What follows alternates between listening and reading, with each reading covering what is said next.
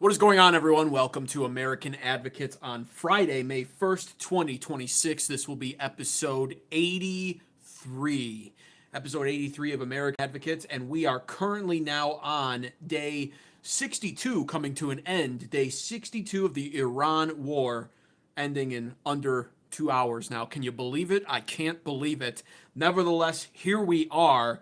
$68,250,550,000 spent so far on the Iran war, and that's the conservative estimate.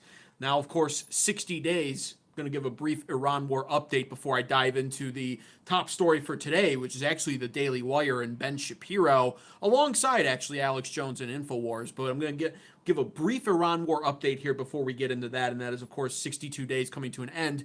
Day 60. Hey, Spartacus, welcome. I recognize you from the other night. Good to have you back in here. Day 62 coming to an end, 60 days in. At this point, President Donald Trump is supposed to be seeking out congressional approval and unwinding in the war, de-escalating, beginning the process of withdrawing.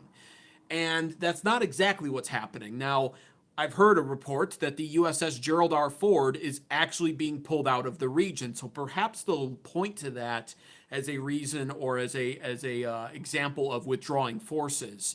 And really what's happening is we've had some aircraft carriers in that region for quite a while now. So no doubt they're running low. Things need to be replenished, restocked. The crew on board, the poor crew on board, needs to come home or at least get off on a military base is likely what's going on there for some much needed time away. But ultimately, we are still going forward with this Iran war. There is no peace treaty. There is no conclusion. The Strait of Hormuz is still closed. Negotiations are not taking place yet. And therefore, President Donald Trump is still truthfully at war with Iran. Now, they're controlling the narrative on this the best that they can, of course, because the 60 days is up. And so they have to now go about this more properly. President Donald Trump made a statement today in his own words. According to him, he informed Congress that the Iran war has been terminated. He used the word terminated as the 60-day legal deadline for congressional approval approaches and has by far surpassed that deadline already.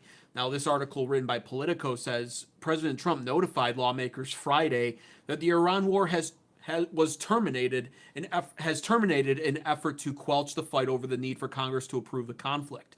The White House laid out its rationale in a letter obtained by Politico as the Middle East conflict reached a 60-day legal deadline under which operations must halt unless lawmakers authorize military force. A ceasefire with Tehran, Trump argued, effectively stops the clock. The missive seeks to head off a growing battle on Capitol Hill, where Trump faces the prospect of losing Republican support as the war stretches into its second month with no clear exit strategy. And this is true. We have seen videos. I've played them on this channel right here in demonstration of what I've been pointing out, which is the massive gender gap that is taking effect in our culture, society, country, and importantly in our politics. So we have seen, specifically with the younger flavor, the younger variety of American politicians currently holding positions of power, how outspoken they've been against the war in kind on both sides of the aisle. We've obviously seen the Democrats. They're going to speak out against virtually anything Trump does anyway, out of pure TDS-born, whatever, anger, spite. But Republicans, we've seen, thankfully, speaking out as well. Lauren Boebert, a millennial Republican congresswoman, who has an interesting reputation, granted, but she said she would not vote in favor of passing any sort of reconciliation or spending package that would help further advance this war. We've also seen, of course, the Gen Xer, Marjorie Taylor Greene. She's no longer in a position of power, tragically, but she's been very outspoken as well. And several others have also spoken out against this war on both sides of the aisle. So this is true, and President Donald Trump will have a very hard time selling this war continuing on. He's under a lot of pressure. There's a lot more I could talk about that I'll save for a later date, maybe tomorrow on Saturday's episode, which will probably go live in the afternoon. Maybe I'll get into some more details again when it comes to the oil markets and the constraints that Trump is facing beyond just political ones, beyond just narratives, rhetoric, political constraints of the midterm elections coming up and losing support even with Republicans. But because the oil is going to play a big part. And truthfully, I did write it down briefly in my notes for today. that we do have an issue with our oil reserves. And I've covered that at length on this channel. And I've said, I've been saying for weeks before I've heard it pretty much anywhere else that the oil reserves will be a problem. We have about 2 weeks left, in all honesty. We have about 2 weeks left with our oil reserves. 3 maybe if Trump is willing to go the psychomaniac route and really, really let the oil reserves drain and drip dry. So we're working in a very constrained timeline right now on our end, as is Iran. Iran is suffering without a doubt. Stop everything. First, that I've gotten a lot of super chats on this channel, but never a gift so far. And I just received a gift from Running Woods, who sent a Bravo gift. I'm not even sure what a gift is necessarily, but I really appreciate that. Thank you. I think there is some sort of monetary value to that. So thank you so much for that. I appreciate that. Robert Studdard 2020 says, "What's up and good afternoon?" Well, it's a good evening for me, but thank you. I appreciate that. Welcome to the stream. Jam Jimbo says, "No clear evidence of clear and present danger either." Yeah, that's the whole thing. I mean, it has been a ceasefire, and I did write that down. Pete Hegseth did back this notion up, of course, and it is kind of clever. This is what politicians do. So Pete Hegseth did back this notion up as Secretary of War in his hearing just the other day, I think yesterday, in fact, where he said, well, the war's been cooling for 2 weeks now anyway. And he used that actually, in fact, to imply that they hadn't even burned through the full 60 days. And in some ways, he was trying to get at this idea that perhaps because the ceasefire had been in effect for a couple of weeks, those days, the clock had stopped weeks ago, and so the full 60 days was never used. And therefore, the Trump administration still has what they would claim, I guess, to be anywhere between 10 to 20 extra days to burn still, should tensions pick back up in Iran and the Middle East, which is very interesting. I'm not really sure how that sounds like a very crafty loophole to me. And beyond that, one of the things I want to really point out here before I give you one final update on this and move on to the news about Alex Jones, InfoWars, and Ben Shapiro in the Daily Wire for our top story, one of the things I want to point out here is this is something that Trump should be worried about, actually.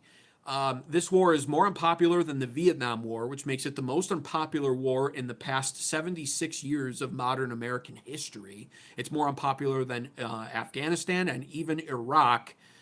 And even Vietnam. And Vietnam was by far the least popular war of the last century. So 55% of Republicans don't support it, even more so independents, and even more so Democrats. Nobody is supporting this war. Nobody.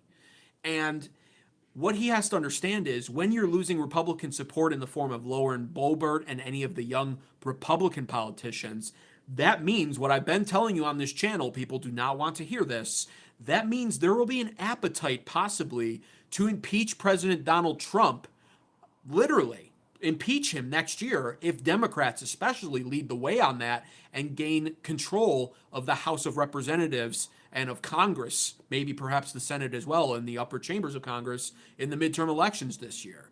We have another gift from Eddie, who I haven't seen in chat in a little while. It's a Happy Mother's Day gift. That's awesome. Well, thank you. Happy Mother's Day to you, Eddie, as well. Hey, in the words of Arnold Schwarzenegger, if tell your mother Happy Mother's Day, and if your father doesn't lift, tell him Happy Mother's Day as well. But I, however, lift. I've been coming back from a pec tear a few years back, but my strength's coming back a lot. I've been in the gym a lot lately. But thank you, Eddie. I appreciate you. Anyways, back on point here. There's going to be an appetite there. And I think, in all honesty, they're really skirting a fine line here when it comes to Congress, the laws, what Trump can and can't do. And on this channel, I've always been the broadcaster. I've always been the guy on this channel supporting the commander-in-chief's right to control the military and wield the military as he sees fit. I do support that. That's the commander-in-chief. It's in the title. But I also support the congressional restrictions on that. So that way, of course, as is all checks and balances should be, the congressional rule here, where it's 60 days before you must get congressional approval, is there to prevent a ridiculous tyrant level leader. So, it is important on both ends to observe this. And by Trump doing what he's doing now, very interesting, because the Democrats, they've made it clear if they gain power, their singular focus will be impeaching Donald Trump. And I'm telling you this right now, more Republicans than you would be surprised currently will have an appetite to join the Democrats in doing so. And if they can get Trump on something like this, they have actual firm foundations and grounds now to impeach him, possibly out of office. That's not a net zero chance at this point. There is a chance Trump could be impeached out of office. I still think it's less than 50%, but this doesn't help that. This increases those odds. So wherever you fall on the political spectrum, perhaps you're viewing this right now and you do not want Trump impeached, you should be worried and cautious then about what's happening with this Iran war. And then, of course, if you're a Democrat and you want Trump impeached, then you're understanding how this is all unfolding. I am a conservative. I don't make any bones about that. I'm a social and fiscal conservative, but I'm not a MAGA cultist. The war, this was like my final straw, in fact, when it came to this administration. He was already losing favorability with me over the Epstein file release debacle, canceling Doge, toning down mass deportations, really changing the rhetoric on that, in fact, and completely capitulating to the Democrats. The partial government shutdown that just finally ended, record length over DHS funding. The weakness of the Republicans has just completely turned me off, and we really need that entire party to just burn to the ground, proverbially speaking, of course. And something better must rise up from its ashes, because we can't continue, if you're a conservative, we just can't continue to support this disgusting party, let alone continue to vote for any of its corrupt, weak, spineless, cucked politicians that find themselves in these positions of power or running for them.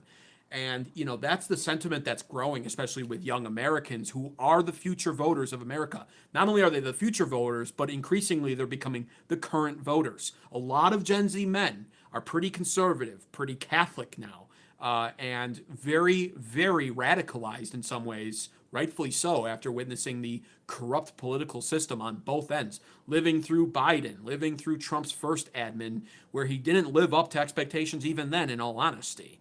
Growing up under Obama and Bush and the forever Middle Eastern wars. It's just, we need something different. And so I really could see 2027 being a very interesting year politically. And Trump, I don't know if it's deliberately happening this way or if Trump is just a megalomaniac like Alex Jones on his show implied the other night.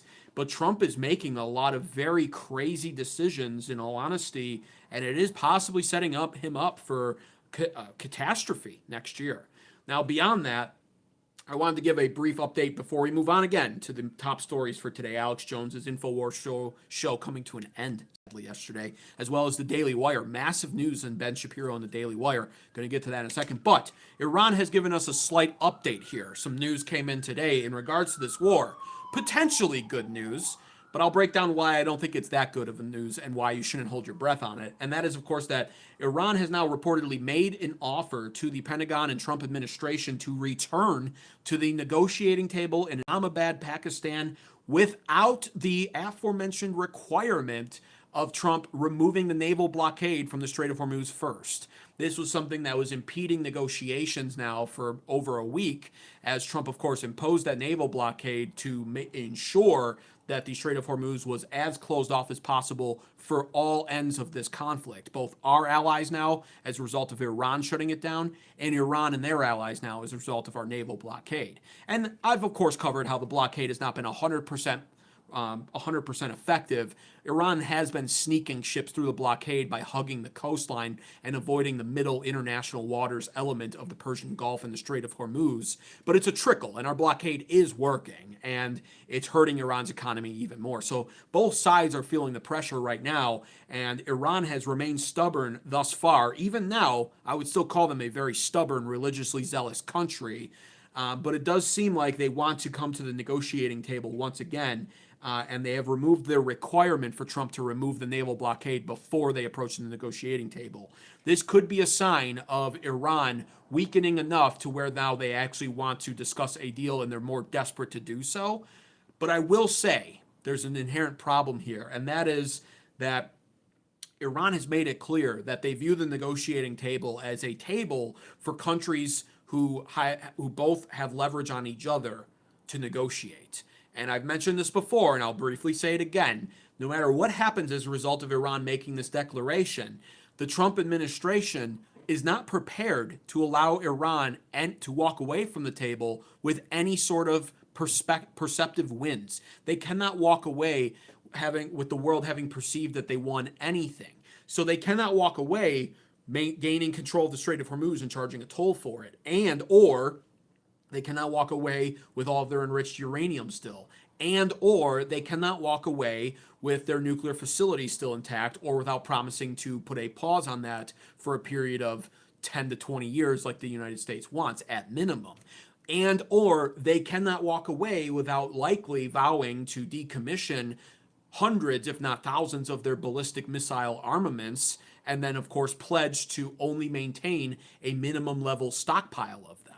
We have a lot of demands, and the way we're going about diplomacy when it comes to Iran is as follows. We bombed them. We bombed Tehran February 28th. We took out like 50 plus of their IRGC and political leaders. We killed their holy leader. We've destroyed like something to the effect of tens of thousands of their military targets, sunk most of their navy, destroyed almost all of their air force. This is all true. We have done this. We have decimated them.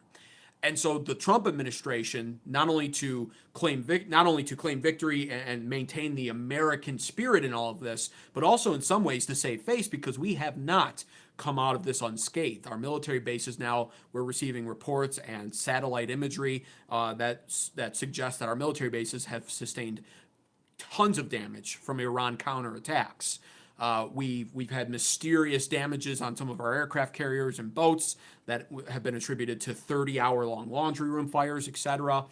We've lost soldiers' lives. We've lost 2 F-15 fighter jets, 4 Black Hawk helicopters, 2 C-130s, and dozens of other pieces of equipment. So we have not come out of this unscathed. And so to save face, Trump is now always constantly approaching the negotiating table as if Iran needs to surrender because of all of the destruction we've caused them. And Iran doesn't recognize it that way or see it that way. And that's the problem. They are coming to the table, whether you agree with them feeling this way about their own country or not. They come to the table with what they presume to be leverage that they can control the Strait of Hormuz at will, which is partially true at the very least. Very likely true in totality, in my opinion. It's their international waters, borders their country, and all they have to do is make threats, and they effectively can shut it down. That's the psychology of international waterways. And so they're coming with that leverage in mind. They're coming in with the idea that they're going to keep controlling the Strait of Hormuz after peace talks because they've already tasted the success of charging a toll for some ships to pass through in the form of $2 million, effectively $1 per barrel of oil on these oil tankers. And Iran sees the money. They see it literally. They see the prosperity that could be in their future if they can actually maintain control of this and continue doing this in the future. They also come with the leverage of knowing that they are a spiteful, hateful country, and they will go scorched earth on all of their neighbors, whether those neighbors are innocent or otherwise. They did it in the beginning when we bombed Tehran. They struck United Arab Emirates and Qatar and Bahrain, and Israel for that matter, of course, and made threats against Saudi Arabia and their pipeline, etc. And they've vowed that if we bomb them again, they will do that again, and this time they'll go worse. And they'll ensure that they're targeting liquid natural gas fields, oil reserves, and desalinization plants. And so that's the leverage. Again, you can call that evil. I would call that borderline evil. They are threatening literally the lives of thousands of innocent Saudis, Emiratis, etc. by threatening this, but that's their leverage. Their leverage is no line will go uncrossed if they're scorned. If we bomb them, that's their leverage. It's force doctrine, and it's typically what you see when it comes to force doctrine is the side that is willing to use the most force oftentimes is victorious, irregardless of their moral stance or where they stand from a moral superior standpoint. So that's the deal. And so with that in mind, that's why Iran now offering to return to the negotiating table in Pakistan without requiring Trump to remove the naval blockade does hint that perhaps Iran's getting just a tad bit more desperate for a deal and for all of this to end. Wouldn't be surprised. Like I said, their economy is suffering majorly. But it doesn't suggest that the peace talks will go well. There's nowhere is it implied that they will go well. In fact, when you look at it the way I just explained it to you, you actually unfortunately have to continuously come to the conclusion that they will not go well because neither side is treating the other side in the way that each side views or believes that they should be treated. And that's really the problem. And that's the real holdup here. Is, Trump is stuck between a rock and a hard place, and there's really almost no way Trump can end this all without America obviously taking a military or strategic loss, and that's unacceptable for America and for a president, and Trump knows it. And so, meanwhile, you have Iran, and they want to make sure that this behavior, that these actions are deterred from ever happening to them again. So they want this to be painful and a permanent loss that goes on and against America's record and Israel's record for that matter. And the only way they achieve that is by, once again, either not having to turn over enriched uranium, and or being allowed to have their sanctions lifted in exchange for it, or their assets unfrozen in the form of billions of dollars, and or maintaining control of the Strait of Hormuz and charging a toll for it. That would be a big flex for them. And neither side's willing to budge on this. For Trump, it all has to return to pre-February 28th normal levels, business as usual, straight wide open, free for all, safe for all. And for Trump, it has to be you need to end your nuclear facility program for 20 years, and you need to turn over all of your enriched uranium. And for Iran, it's literally the opposite. It's literally, no, this is permanent now. We control the strait. We'll be charging a toll for it. We're not turning over any enriched uranium. They've stated that they consider it as sacred as their soil. And they've also essentially promised to continue moving forward with their nuclear facility program, at one point offering to suspend it for 5 years. But we turned that down because, again, the Trump administration doesn't want to budge at all. And it's 20 years or nothing. So that's the problem with the diplomacy. And that's where we're at on that. That's your Iran war update when it comes to day 62. Trump says the war's terminated. Pete Hegseth said it's been cooling for 2 weeks. And Iran is willing to come to the table. But I just think it's still not going to make enough of a difference. And ultimately, I think it's going to come down to the wire. Again, our oil reserves are running dry. In 2 weeks, these oil markets are going to start panicking. They're already starting to really, you can see the volatility hitting the oil markets now. Trump's gaslighting of the markets was, I don't blame him for it at all, and it was working for a while, but that's going to taper off. It's tapering off now, and in 2 weeks, it's going to be a much different story. It's going to be the opposite. It'll be at a point where no matter what Trump says, the oil markets will be responding to reality rather than optimism and gaslighting, and that's going to be the ultimate constraint. So it's not over yet, not yet by a long shot. And that's where we're at on that. Be sure to subscribe to this channel right now, of course, for more updates like this on the Iran war. I go live every single day, Monday through Friday, around the same time, 8 p.m. Central, 9 p.m. Eastern, or an hour later, depending on how busy I am. In this case, I'm pushing it. I was almost 2 hours later tonight, but it's Friday. I'm exhausted, honestly, and I have a lot of work to do in my personal life. So also like the stream if you haven't already. Double tap those phone screens or hit the 3 buttons up there and tap that thumbs up button. It really does help the stream perform well in the algorithm, and it's free to like the stream. So just like it, you cheap goyim scum. Just like the stream, all right? But yeah, I'll take a look at a few of your chats. I've seen a few chats are coming in now, but I do want to move on rather quickly here after I look at a few chats to the main stories today, which is, of course, the fact that the Daily Wire, Ben Shapiro's company, reportedly news came in suggesting today that the Daily Wire had mass layoffs take effect.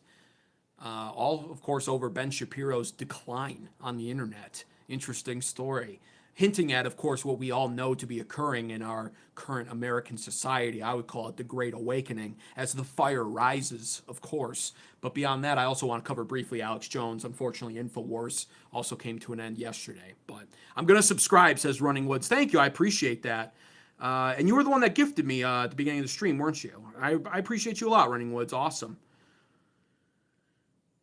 I'm disappointed in this administration. Me too, Robert stuttered. Yeah, I'm a conservative, but I'm going to be always truthful. And as a result, I attract the Democrat audience somewhat too, and I'm aware of that. And they're welcome here if they can handle the points in time where I go off on social conservative style rants. But yeah, I'm not, listen, it's important to not just vote for the party that you feel like upholds your beliefs, but more importantly, it's important to criticize them when they not only fail to uphold what you believe to be right and moral, but go against it entirely. And so I'll never be a MAGA cheerleader, and that's why I'm just not MAGA. I'm not a cultist. And at this point, to be MAGA is to consider Trump infallible and godlike. And I'm not about that whatsoever. Trump has completely let us down. He's forfeited his mandate, and it's a complete betrayal at this point. And there's really no way around that. Exactly, Jam Jimbo, but we're supposed to pay for something we didn't want or support. Exactly. And this is what happens when you vote for people who ultimately don't represent you. It's so cucked. It's so cucked to vote for people who do not represent you. We need a better class of politician in this country. We really do. And that's why I advocate so much you withhold your vote. You do not ever owe your votes to any politician. Ever. We need to stop towing this party line until the party line becomes something we want to tow, It's not about voting for the least worst option. We as Americans are entitled to having phenomenal options. Where are those at? The problem is, of course, the phenomenal options can't afford to run because it's not grassroots really anymore. It's possible, but it's so hard to be a grassroots politician nowadays with all of the disgusting super PACs out there and their stupid bullshit ass agendas. So where are you hearing your disgusting news, says Greeley55. Where am I hearing my news? It's called research, lady. It's called I go on social media on the official accounts for people representing Pakistan, Iran, etc. And I just read what they have to say. Then I listen to what our politicians have to say. Then I analyze it and think critically for myself. And then I think, here's what's probably happening, since neither side is going to be telling the complete truth.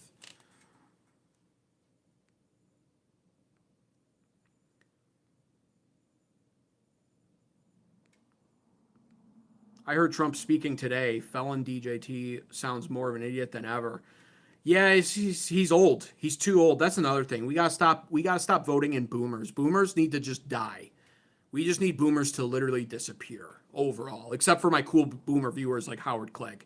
He can stay alive. He supports the channel. He donates super chat money. He's a good viewer, smart guy, lifelong military service. I got a cool few boomer viewers in this chat. But for the most part, boomer politicians, they need to just hit the grave already, you fucking old fart. Get out of politics and turn over power to people of sound mind and body. So sick and tired of these out-of-touch, old-ass boomer scum. My wife told me I need to be more in touch with my feminine side, so I crashed the car and ignored her the rest of the day. Perfect.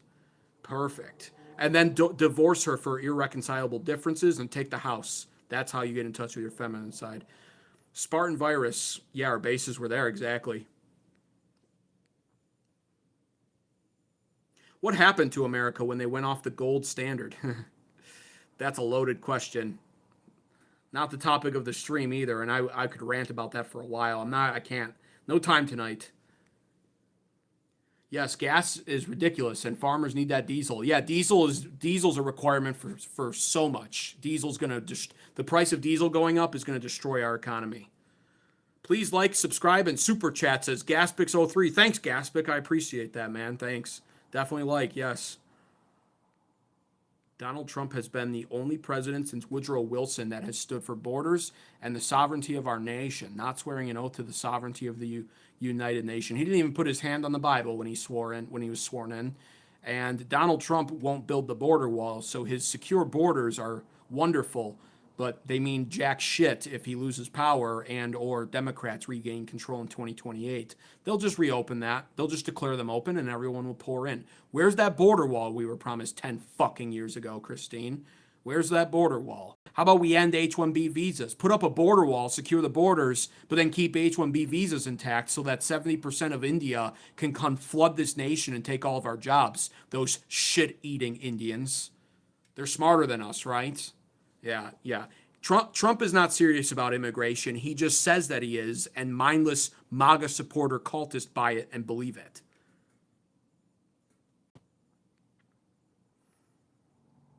Never elect old people in power. Retirement age is 65, says Gaspix. I agree. I think for politicians, I think it should be 55 to 60. Beyond that, they're useless to us. All old people are useless to our society when it comes to political power. They have no idea how to run a fucking country.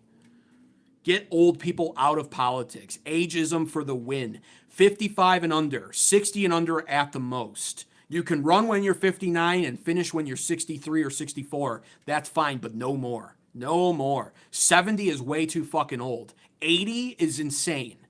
With 80, it's just like literally sit down in your rocking chair and go to sleep forever. It's time, okay? It's time to be finished. You have no business running a country.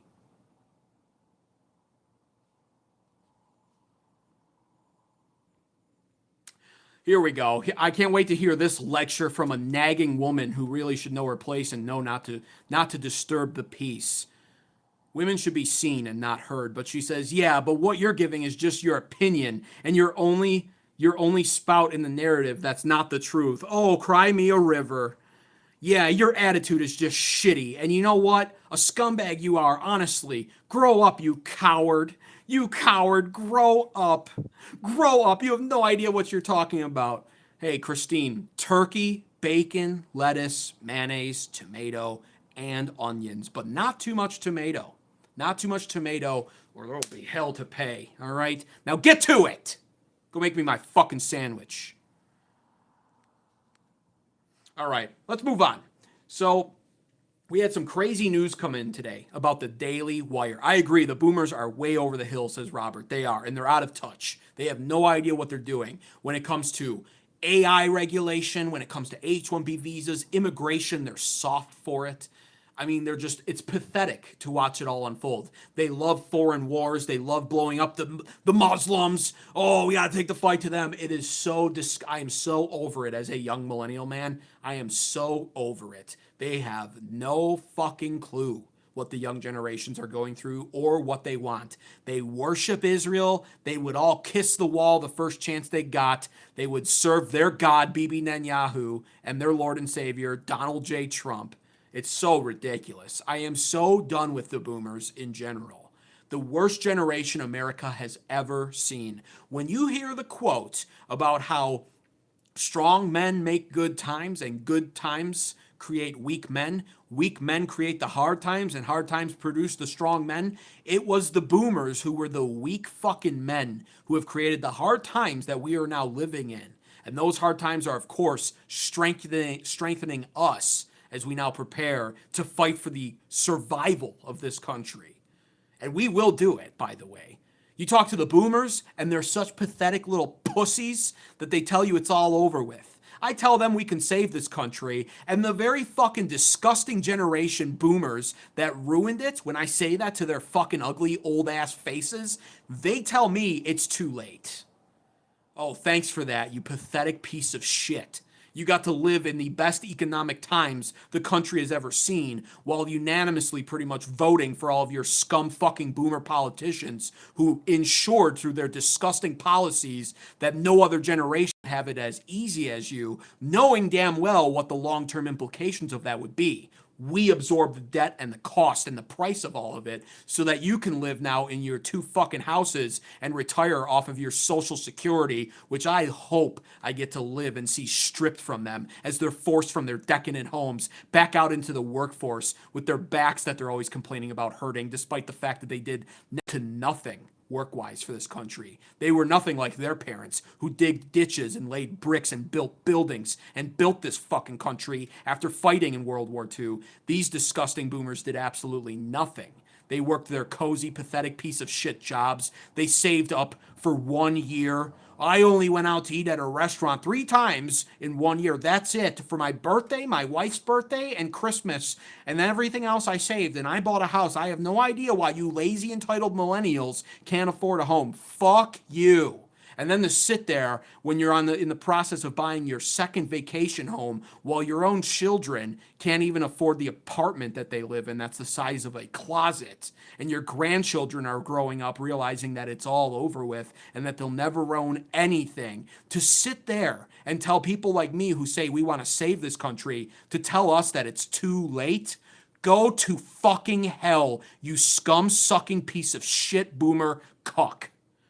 And they're the ones, by the way, that create all the problems. When I tell them we need a change in our politics, they say it doesn't matter. They say, well, why would you not vote Republican? Don't you understand? A Democrat's worse? This is just the way that it is. Pathetic. No fight in them. A do-nothing generation.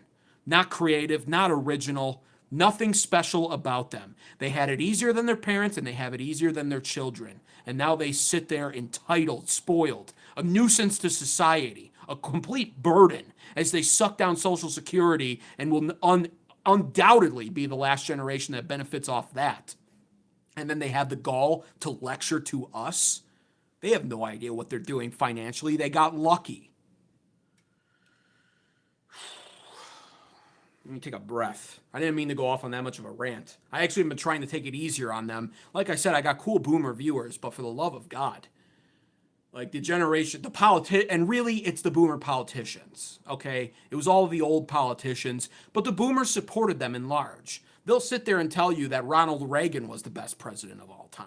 And I'm a conservative, and I'm here to tell you Ronald Reagan was not the best president of all time.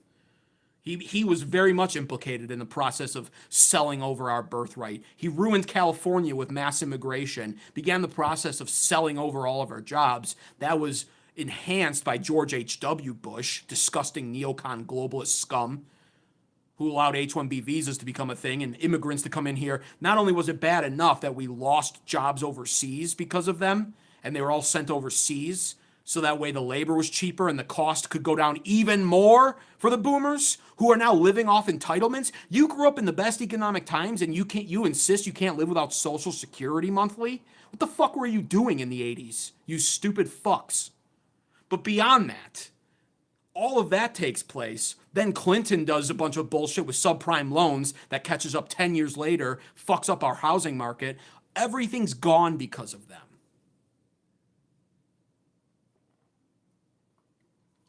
They were doing cocaine. Yeah, that's probably true. Well, weed for sure, right? Weed and free love. Free love, I worship pussy. It's all about women, bro. Fuck. It's just such a disgusting generation. It really is. Let's get back on track, though. Let's get back on track. Not lucky, but spoon-fed. Okay, I'll take that. I'll agree with that, Joseph. Yeah, I'll agree with that. Spoon-fed. They were born at, and listen, it's not to throw 100% shade at them, okay? We got to give them a little grace too. Before I get into the news about the Daily Wire, let's give the boomers a little bit of grace.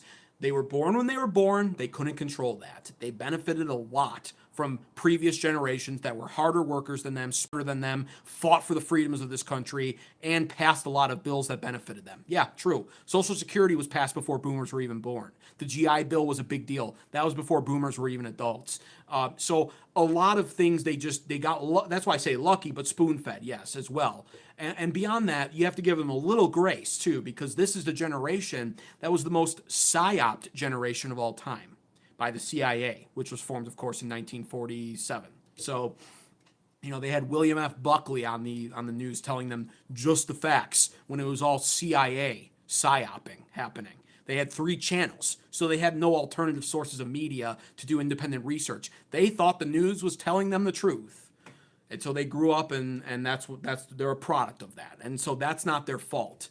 But, they're still ultimately, every generation and every person is held to account for what they did during their lifetime and what they took part in. And so they are still to blame for a lot of stuff. But they're exonerated partially. And you do give them a little bit of grace, as every generation deserves, based off of the unique set of struggles and challenges and obstacles that they're destined to face. Millennials are fighting a much different battle. Gen Z as well. Millennials and Gen Z need to unite, in all honesty, which is why I don't throw shade on them. The younger generations are Millennials and Gen Z, and they need to come together because we're fighting a lot of the same battles, and we have very similar viewpoints. And we're the ones that are going to change this country. So it was so dumb sending jobs over to other. Yeah, exactly. Running Woods. It was beyond stupid. But it's very boomerish. It's what the whole point of my rant was. That's the boomer mentality. How does this serve me now, irregardless of future consequences, right? And so the idea of sending the jobs overseas was literally pay a Chinese kid who's 10 years old, pennies on the dollar to make your Nike shoes.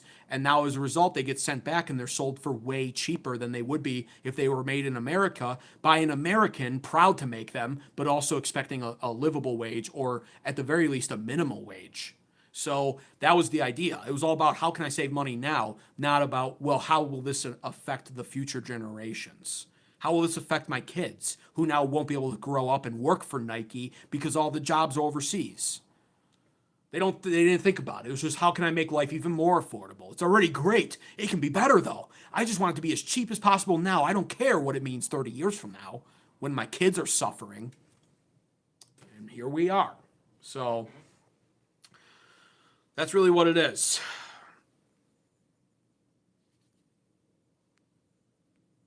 You complain and bitch, but what's your solution? This entire channel is dedicated to the solution. It's called Advocating for America, and it's called being very having a lot of discretion and putting a lot of thought into who you actually vote for, looking for the right candidates to put into positions of power, perhaps even running ourselves.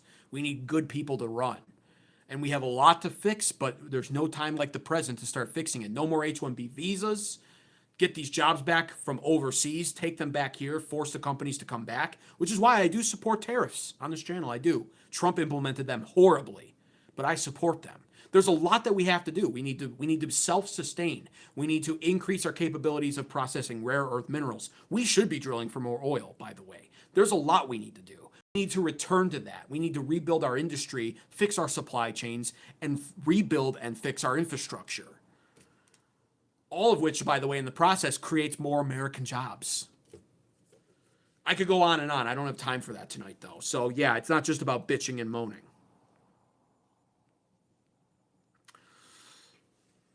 All right, so let's move on. Daily Wire news today. Please be sure to like the stream if you haven't already. Just double tap your phone screen or hit the 3 dots up there and tap that thumbs up button. It helps the stream perform well in the algorithm. And subscribe, of course, to American Advocates for more content like what you just saw. Although I'm not going to say I'm going to rant on boomers every night, but a lot of times I do. So Daily Wire undergoing massive layoffs. This is, of course, Ben Shapiro's company. And this article from Barrett Media says a round of layoffs is underway at the Daily Wire. Barrett Media has confirmed.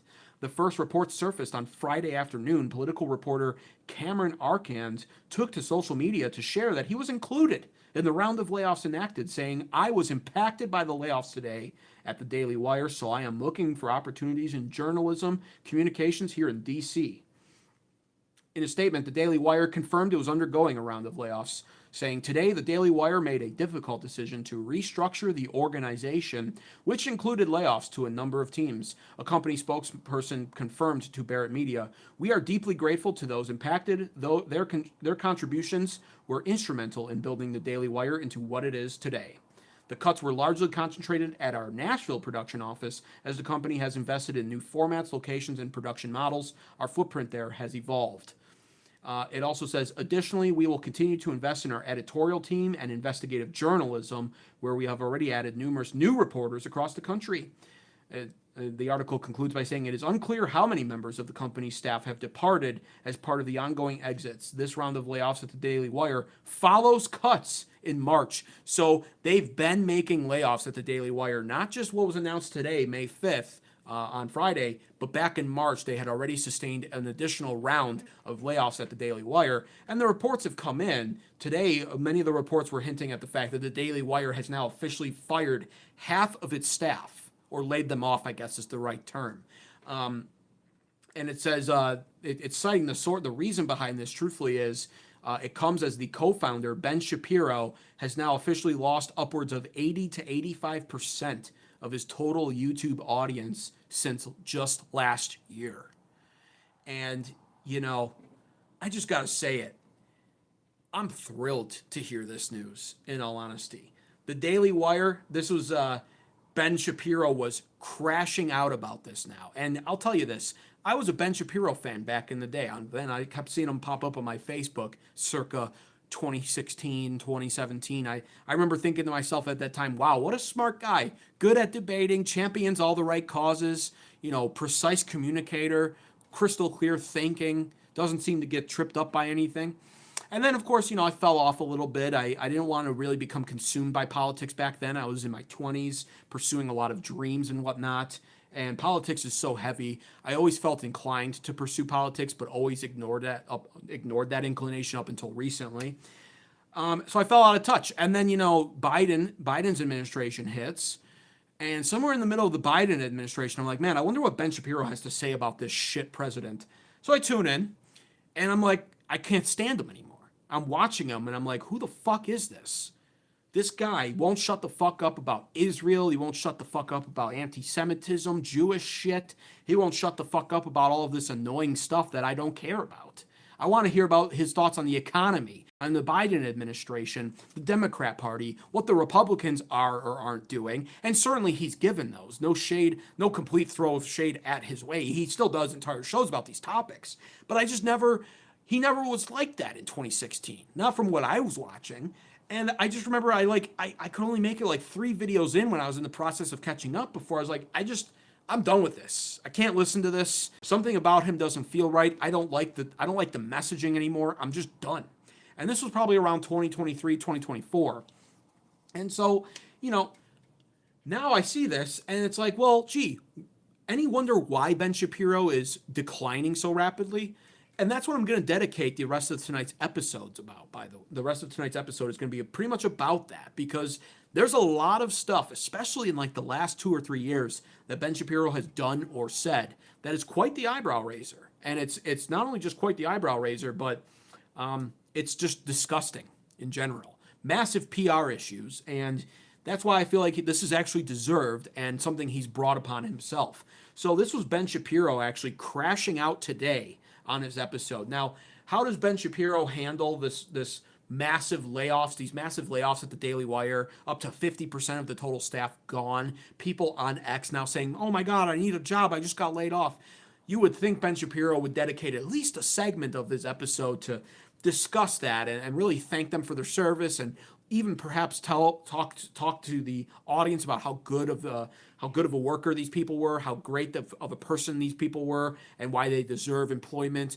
But no, he actually rants about Candace Owens and her level of success. Bearing in mind, of course, Candace Owens was a former employee at Daily Wire who was eventually fired over her Israel criticism and went on to host what is now a much more successful show. Though I'm not actually a big fan of Candace Owens. I think she's a crackpot overall, just to be straight up with you.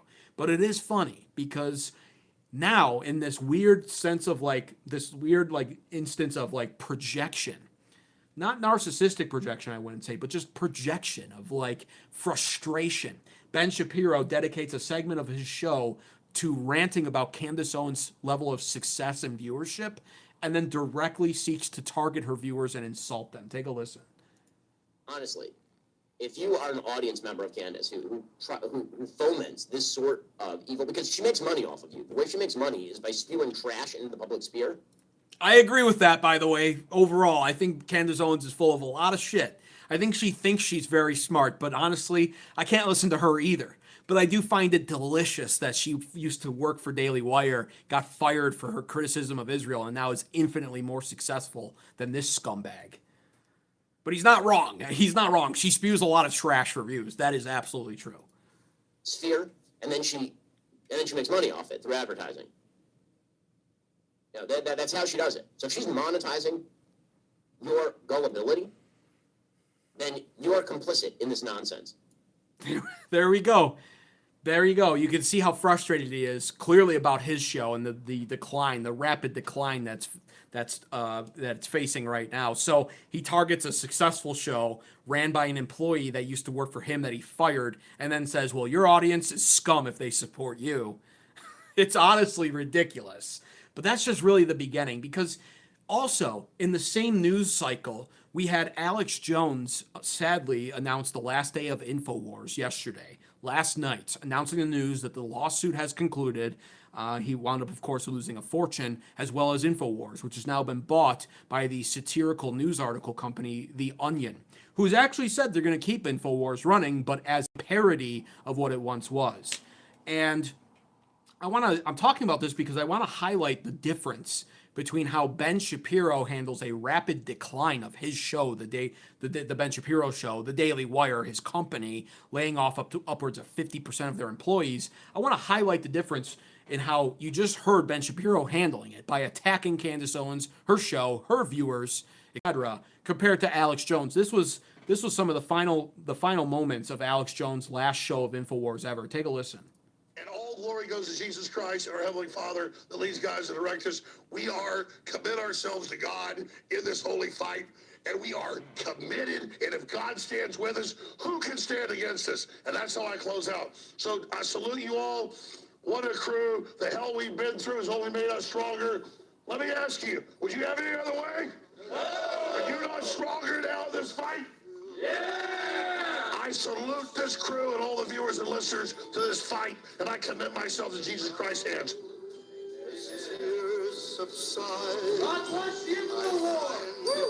God bless. God bless the InfoWars. And come back with the great Tom Rans and then Jadar to close this out. God bless you all. Big difference. And you can't see the clip. I can only play it for you, unfortunately. I'm not doing screen share on my phone, but I will say this. The difference is Ben Shapiro in that clip I just played is sitting in his room alone on a laptop, spitefully targeting a former employee of his, calling her show trash, which it is, but calling her show trash and then saying all the people who view it are also trash. Meanwhile, you have Alex Jones, and by the way, all of that being done in the light of the fact that the Daily Wire, according to reports, has very likely laid off 50% of their staff. Meanwhile, you have Alex Jones, wrongfully sued, lost his entire fortune, upwards of $1 billion plus in net worth. All gone. The show now gone. They took it from him. And how does he end his show? Surrounded by his staff whom he loves, giving praise to Jesus Christ, our Lord and Savior, saying, God stands with us, none can stand against us, doing a toast with his crew, thanking them for their hard work, and bearing in mind, of course, that this implies that despite the loss of his entire fortune and now his show, he didn't lay off his staff. They're there. They are there. And so that's the difference. That's a big difference, by the way. And not many people will really draw that comparison, but that's huge. And I noticed it right away because both these stories hit the news cycle at the same time. Now, on to why Ben Shapiro would ever find himself in this position of declining popularity, losing his audience, hemorrhaging subscribers on YouTube. I'm going to break down the stats a little bit later, in fact. But why would Ben Shapiro ever be in this position? Could it be because, first and foremost, Ben Shapiro is a fake and always has been? And, you know, I say all the time now at this point, Trump, of course, I feel like he's betrayed us and I'm not MAGA as a result. But I still hold a special place in my heart full of disdain for all of the actual conservative talking heads and politicians who claimed in 2015 to be never Trumpers and now pretend like they love Donald Trump and support him because he's turned out to be a neocon. Ben Shapiro, just so turns out, was one of those people. This is a tweet from March 4th, 2016, made at 11:56 a.m. by Ben Shapiro, sharing an article that he likely wrote, I think, here. And it says, I will never vote for Donald Trump. Here's why. And it says, there's a picture of the article. I stand against, this is words from Ben Shapiro on Trump in 2016, when we thought Trump was our guy. I stand against the establishment that sowed the seeds of Trumpism. I stand against the Republican Party that insists that victory matters more than principle, because victory without principle isn't just meaningless, it's counterproductive to my belief system. Hashtag never Trump. It just gets worse. And, you know, this is the first clip that came to mind when it comes to Ben Shapiro's declining audience. What we're seeing, of course, when it comes to the massive gender gap and demographic change up and switch, when it comes to the popularity and the support of Israel and in the implication of that, of course, the surrounding implications, AIPAC and all of their super PACs and Congressman Randy Fine, etc. All of that plays a part in here. Here's Ben Shapiro's stance on Israel and his loyalty to the United States. Could this be perhaps one of the bigger reasons why his audience is declining? Take a listen to this. Ever wonder if one day you will have to flee the United States? I mean, I think that every Jew throughout world history who has a brain and knows history has always wondered if a country that is not a Jewish state is going to eternally provide them security guarantees and full citizenship, of course. I mean, that's I think to think that that's why the existence of the state of Israel is the single greatest guarantor of my loyalty to the United States, frankly. Right? Because Israel exists, that means the United States is going to be a more welcoming place for me because Israel is there as a backstop.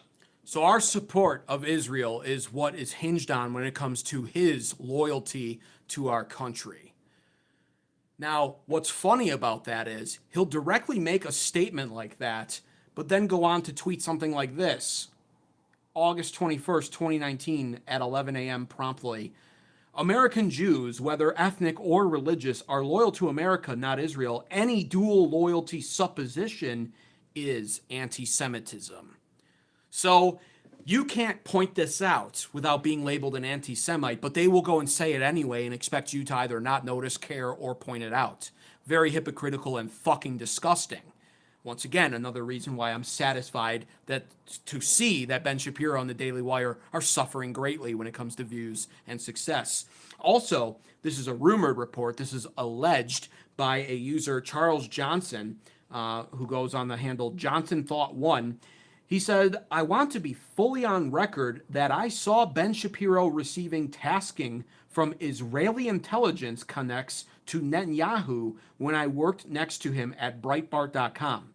When I asked him about it, he said he always kept close ties. It's time for Ben to register under FARA, the Foreign Agents Registration Act. So somebody is giving testimony via an eyewitness account that they saw Ben Shapiro receiving this. These are alleged reports, by the way. They could be made up, but he apparently worked alongside Ben Shapiro back in the day for Breitbart. So according to this report, according to this alleged eyewitness account, Ben Shapiro was receiving Israeli intelligence connects to Netanyahu while he worked here in the United States.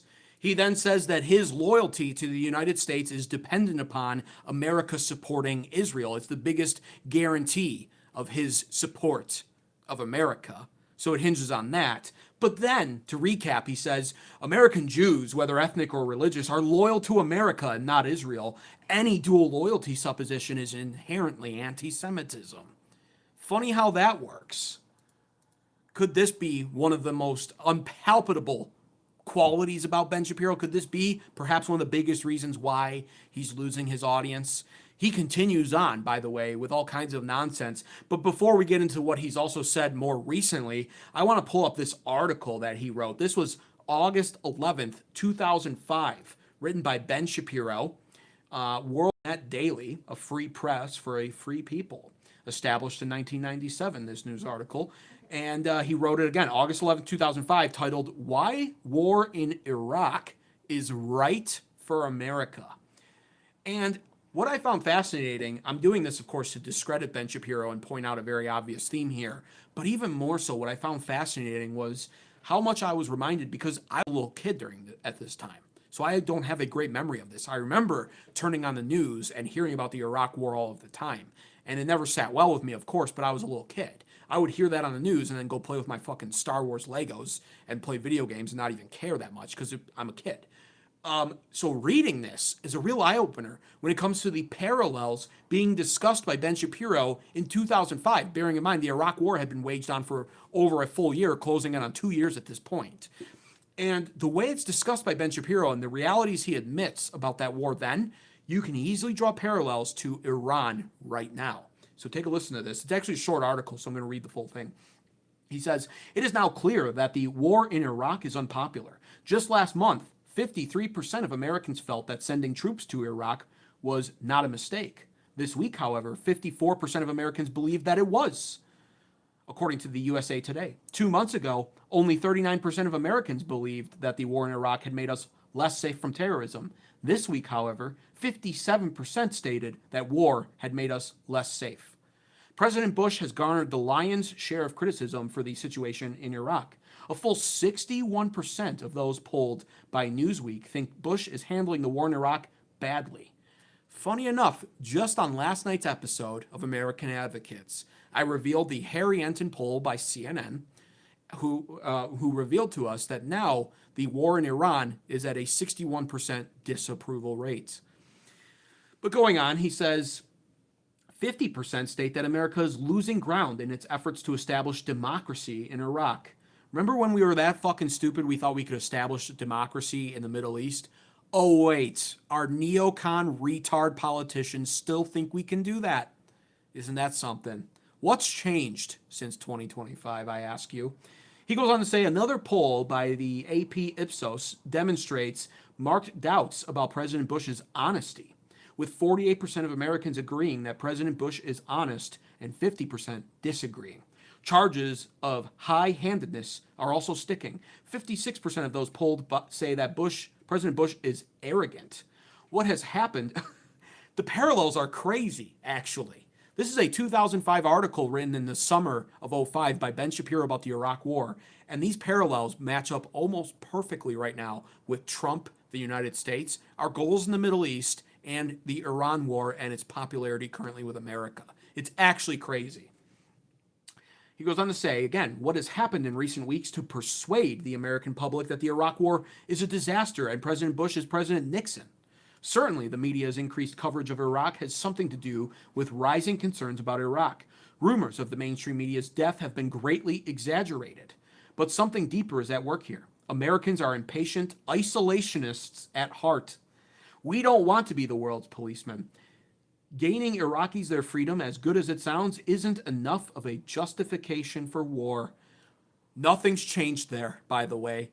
I am becoming more and more an isolationist myself as an American, as I want to see politicians rise up in this country and finally put Americans, not America the country, though that needs to be prioritized geopolitically, but Americans, the citizens, the people who make up the country. I want to see them put first. It's apparent to me at this point in time that semi-isolationism in combination with the reestablishment and truth in full of the Monroe Doctrine is the way forward.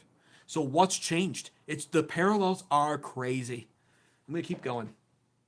Also, gaining Persians their freedom, not enough of an incentive. I've said that on this channel. God bless the Persian people. May God truly be with them, but they're not my problem. China is a dictatorship, he says. North Korea, a dictatorship. Saudi Arabia, Libya, Syria, Pakistan, and Egypt are all dictatorships.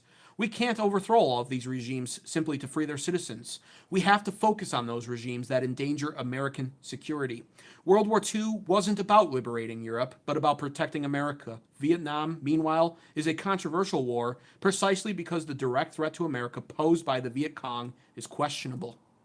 It's questionable how much those Viet Cong were threatening us. It's questionable how much Iran was threatening us. And so we began to wonder, was it worth it in Iraq? Without proof of weapons of mass destruction, we still are in that situation with Iran. Can we be sure that Saddam Hussein endangered our security? After all, Iraq didn't attack us. Al-Qaeda did. Iran didn't attack us. In fact, we attacked them. The impatient isolationist mindset has served us well in the past. America is strategically located, a huge chunk of productive land completely separated from Europe and Asia. Fucking men. I say that all the time on this channel. It's what the Monroe Doctrine, written by James Monroe in the 1800s, specifically states, by the way. We have two glorious oceans that separate us from that old world. Why would we ever concern ourselves with their wars and their affairs? We should use them for trade, keep the peace with them, establish some presence. I don't think we should pull out all of our troops, but we should close down a lot of those bases, pull out a significant amount of our troops, keep them home, and defend our Western Hemisphere. And people say, of course, the criticism to that is, well, the oceans meant more back then. Now there's aircraft and drones and long-range missiles and blah, blah, blah, hypersonic missiles. The oceans are still a barrier of protection. They give us advance notice regardless. And so with that in mind, as our founding fathers recognized, as James Monroe recognized, America should not go overseas in pursuit of slaying monsters. We have our own Western Hemisphere to deal with. But he says, bordered by a pacifistic Canada in the north and a weak Mexico in the south. Because of geography and culture, America became a world power. America gained a world empire by sitting still and allowing the mechanisms of capitalism to flourish. And see, this is what I'll always say about Ben Shapiro. I despise him nowadays, but he is a smart guy. And that's why I despise him, I think, because he's disingenuous inherently due to his intelligence. There's no way he doesn't understand what's happening. There's no way he doesn't know inherently what's beneficial for America. He just advocates against our own best interests out of his loyalty to Israel.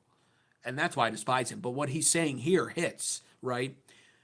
Read that again. America became a world power. America gained a world empire by sitting still and allowing the mechanisms of capitalism to flourish.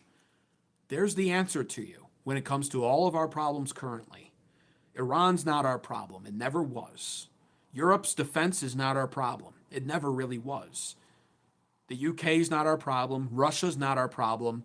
China's economy is our problem. How do we beat that? We beat that by allowing the mechanisms of capitalism to flourish. But we have to restore that now. It's now crony capitalism. It's gone far. So there's a lot of work to do domestically. And is that happening? Are we doing that work domestically to fix this country and put Americans first? No. No, we're not, because it's too profitable for the elites and those in charge to go overseas and wage wars. And it's not only profitable, but it's expected of them as the stick. The carrot is the profit. The stick is the blackmail, the closets, the skeletons in their closet. All of the threats, all of the secrets they hold threaten to be used against them for not doing the will of the elites and for not serving Israel's interest in the Middle East to help them obtain and achieve their greater Israel project. But the answer is that simple. It's going to be hard to pull off now, but simply put, America gained a world empire by sitting still and allowing the mechanisms of capitalism to flourish. During the first half of the 20th century, isolationism was a boon for America. We entered wars late, we suffered comparatively few losses, and we were victorious. During World War I, America suffered about 320,000 casualties. The Soviet Union suffered well over 9 million. During World War II, America suffered just over 1 million casualties. The Soviet Union suffered over 20 million. But now, America faces a crossroads. Since the death of the Soviet Union, we are unquestionably the world's only superpower. The world's remaining empire. Acquiring an empire requires a different mindset than maintaining and expanding one. Empires either decline or they grow. If America is to survive and flourish, Americans must realize that empire isn't a choice, it's a duty. Some, like arch isolationist Pat Buchanan, wish to ignore this simple point. In his tome, A Republic, Not an Empire, Buchanan protests that isolationism should remain America's policy. Buchanan points to British involvement in World War I as the cause of the empire's destruction. No doubt he is partially correct, but it was a British indecisiveness that allowed Germany's escalating militarism in the pre-World War I era. And after World War I, Britain remained the world's most powerful empire. The British Empire did not truly collapse until after World War I, when through appeasement and dereliction it allowed Germany to rearm. It was World War II that signaled the death for the British Empire. For an empire, inaction and isolation allow the cancer of rebellion to grow and spread. So, of course, you can see where he spins the narrative now about how America must continue to preemptively get involved in wars in order to maintain its empire. Now, fast forwarding from August 11, 2005, when Ben Shapiro wrote this, advocating for our involvement in Iraq, we have stayed involved. We've done nothing but stay involved. We still have a presence in Iraq. We still had a presence in Syria up until recently, which has now been taken over again by Al-Qaeda upon us abandoning our military bases there. We did stuff with Libya. We've been doing stuff everywhere. We're now involved with Iran. We had to get involved with the Houthis. And have we maintained our empire? Is it healthier than ever? Is our economy booming? Do Americans experience an incredible cheap cost of living, affordability, a great housing market? Are Americans getting married at age 21, buying a house by age 24, having kids by having 2, 3, 4, 5 kids by age 30 or 31? No, none of that's happening. So all of this was just neoconservatism in disguise by Ben Shapiro, though he hits the mark unintentionally now at this point, I'd argue, on several points about isolationism and how America grew to power and prominence and prosperity. He ultimately advocated in 2005 for the Iraq War, which is perhaps the second most unpopular war in modern American history. Or third, probably third. And that's what I wanted to point out. This is Ben Shapiro, who now is experiencing an audience loss of north of 80%. He's hemorrhaging subscribers and viewership. Daily Wire had to lay off likely 50% of their total staff, news came in today about. And this is a prime example of just another reason why Ben Shapiro deserves his fate now. He deserves this. This is the article, really, that points to all of it. But beyond that, I've got a couple of other things to say. Beyond the fact that no matter what you think about Ben Shapiro, the article, the Iraq War, the stats are insane for the Iraq War. We went as a country into $6 trillion of excess debt to fund that war. And we did it at the behest and request of Israel under the guise of the false intelligence of weapons of mass destruction. Afghanistan was a different story, could cover that all day about the dancing Israelis and 9/11, etc. But nevertheless, we found ourselves there in the Middle East.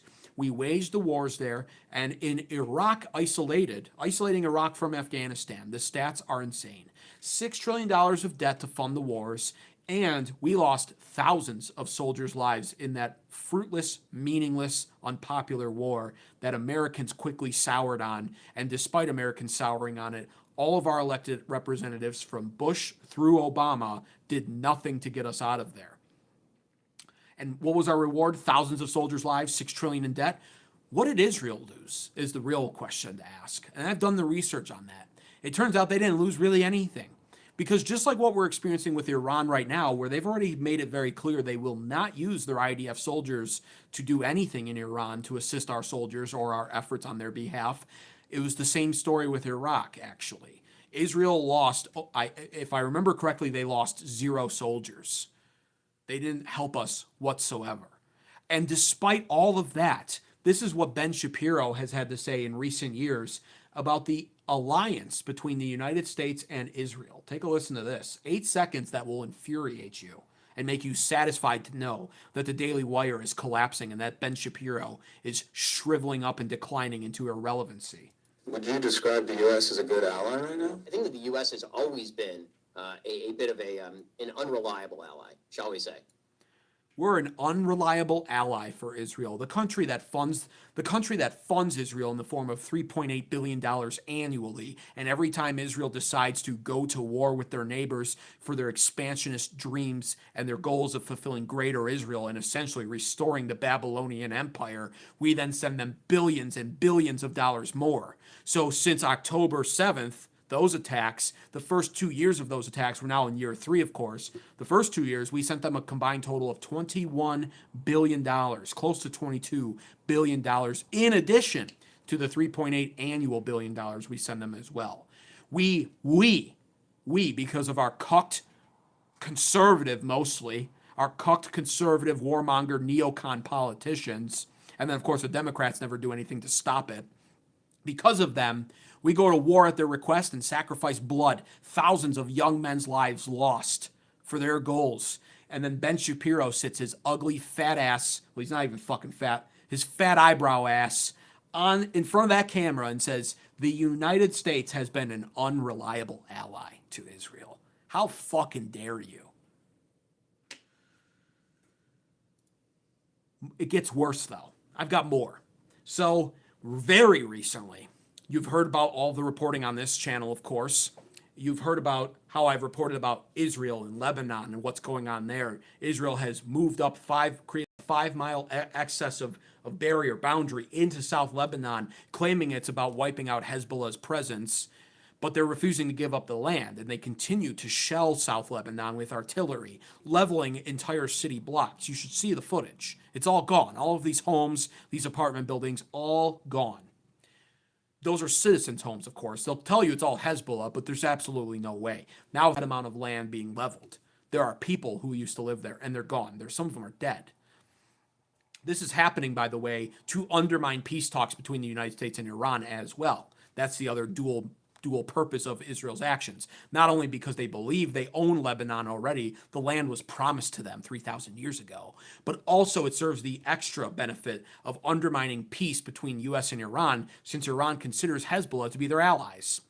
And Iran has insisted several times, in order for peace to occur, Israel must stop their invasion in South Lebanon and give the 5-mile strip of land in the southern part of Lebanon back, which Israel refuses to do, of course. They're doing it the same way with Gaza. It's theirs now forever in their mind. And so, at some point, Trump has actually lashed out at Benjamin Netanyahu this year and basically told him on X and made a statement about how he told Israel to stop. Well, Ben Shapiro was outraged over that. Sitting here in America in his air-conditioned little studio with his stupid hat. This is what he had to say about that. So a kind of shocking story from Axios yesterday Shocking, emerged he says. that suggested that President Trump had cautioned Israeli Prime Minister Benjamin Netanyahu in a phone call last week not to take any action that could jeopardize negotiations between the United States and Iran on a new nuclear deal. Okay, so first of all, I have a question. Israel is not involved in those negotiations. So why should Israel hold off? Real question. Israel is the country most under threat from Iran, not the United States. Okay, so if we were going to take the full-scale J.D. Vance isolationist realist position, shouldn't the United States just sort of wash its hands and walk away and say whatever happens, happens? First of all, yes. First of all, the United States should have never gotten involved. Second of all, yes, that would be wonderful. Because if we did that, Israel would all of a sudden be forced into a position of stopping doing what they're doing. We're a big brother. We're the reason Israel gets away with doing any of this. But third of all, the fact that he's disgusted that Trump and the United States, who I just read in his article from '05, by the way, said leads the world, that is the only superpower, truthfully, in the world. The only world superpower, the empire, has told Israel to stop. He's outraged over that. And that's because how dare you, Goyim, ever try to interfere with Israel's plans? How dare you? Don't you know it's from the Nile to the Euphrates? That's their land, and they're just taking it back as is rightfully theirs. Genocide or otherwise, it's all going. It's all greater Israel. How dare you tell Benjamin Netanyahu to stop doing that, even if it is in the name of peace? Isn't peace the goal, by the way? That, of course, the answer is yes for America, but no for Israel. It's not the goal until they have all of the land that they want. And until then, there can be no peace. But he sits there. He sits there and tells Trump, essentially, how dare you tell Benjamin Netanyahu no? Well, if he was loyal to America, he's basically telling his president to not tell other foreign leaders what to do, despite the fact that in that 2005 article, he directly states we're the world's only superpower. And there's a very clear reason why he's outraged over that. Meanwhile, it's within our right, absolutely and definitively so, to fucking tell Israel what they can and can't do. They're the junior partner. We fund them, we protect them, we supply them. Everything they have is because of us. So yeah, we tell them what to do and when to do it. And the fact that they don't listen is actually what's inexcusable. How dare Benjamin Netanyahu and Israel continue doing what they're doing when we directly told them to stop in the name of peace? It just keeps going. So here's something else very fascinating. Ben Shapiro indirectly admits the no-no secret about Israel, what you're not supposed to ever acknowledge or talk about ever. And that is, of course, what's referred to by their own government as the Samson option. But this was Ben Shapiro a few years ago, basically stating that if Israel is forced to the wall, nuclear exchange the likelihood of nuclear exchange is extremely high. And I'm going to explain why this is actually very problematic for Israel and why this should bother you. But take a listen first. So the real risk for Israel in not finishing off Hamas right now is that this is taken as a sign of weakness, as it certainly would be, by Hezbollah. Hezbollah is a far more dangerous terrorist group than Hamas. Hamas is a dangerous terrorist group. They just proved it by killing 1,300 Jews. Hezbollah currently has over 100,000 highly sophisticated rockets aimed directly at the north of Israel. Estimates suggest that were Hezbollah to fire all of those rockets, we wouldn't be talking about 1,300 dead Jews. You would be talking about somewhere between 20 and 30,000 dead Jews, day one. If Hezbollah gets in, Israel will have no choice but to unleash the Air Force. If they unleash the Air Force, they're not going to be worried at that point about civilian casualties at all. They're simply going to have to eviscerate the entire south of Lebanon and topple the regime in Lebanon. They just done that. Isn't that funny? It didn't take long. This was like 3 years ago. Towards Hezbollah. If that happens, Iran undoubtedly gets in, and so does Syria. If that happens, and Israel is now faced with a full war in the north, combined with a war in the south, because they will not have defeated Hamas, that's the predicate. If Israel is forced to the wall, the possibility of nuclear exchange is extremely high. There you go. So what's the problem there? I'll tell you the problem. Israel's not supposed to have nukes. They're literally not supposed to have them. In fact, you're not supposed to ever talk about the idea of Israel even having them. Israel claims that they officially have no nuclear warheads, though the truth, of course, is they very likely have anywhere between 200 to 400 nuclear warheads waiting to be used. Probably in the median 300, we'll say. 300 nuclear warheads, all part of what they call their Samson option.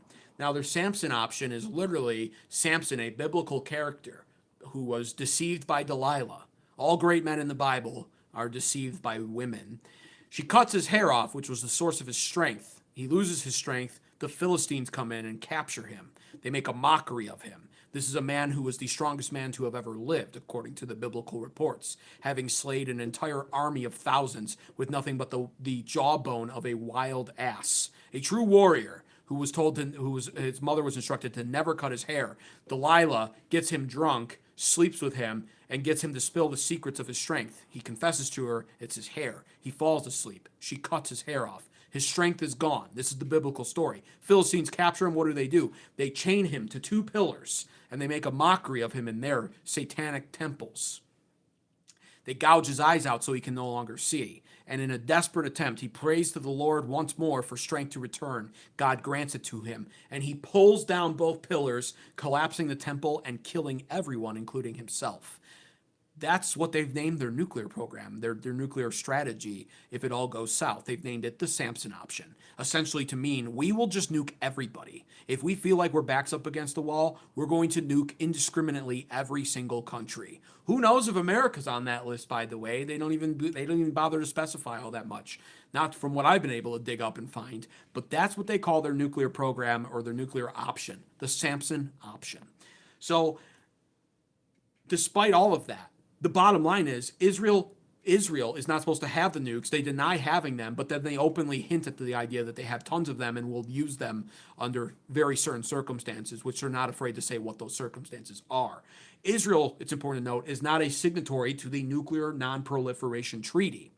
And so they've just not signed that. America goes around forcing most countries to sign a nuclear non-proliferation treaty. Israel just said no, and for some reason we were okay with that. But despite this, we remain their ally, by the way. And this is where we really do shed and give up quite a bit of our moral high ground in continuing to support a country that refused to sign it and also undermined America in the 1960s to obtain nuclear power, and they did so by stealing it. Meanwhile, countries like Iran, by the way, we're watching right now, they've been sanctioned into oblivion for the very idea of them even mentioning nukes. The second Iran says the word nukes, we sanction them. But for Israel, we give them money every single year to continue developing and to continue producing military equipment, possibly more nukes even, developing a strategy and going to war in the Middle East. Worse yet, when you find out about JFK and everything that was centered around that story in the 1960s, you realize that JFK had been sniffing around Dimona, which was their nuclear site. He was examining it basically from afar, questioning the prime minister of Israel at the time about it, and he knew that Israel was lying to them. So he essentially had been requesting inspections on their site at Dimona, and he also had moved towards a lot of other things that Israel couldn't tolerate.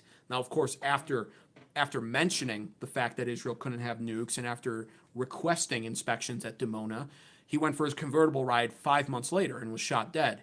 Lyndon Baines Johnson took over and quietly forgot about all of it. And this is where we're at now with Israel as a result.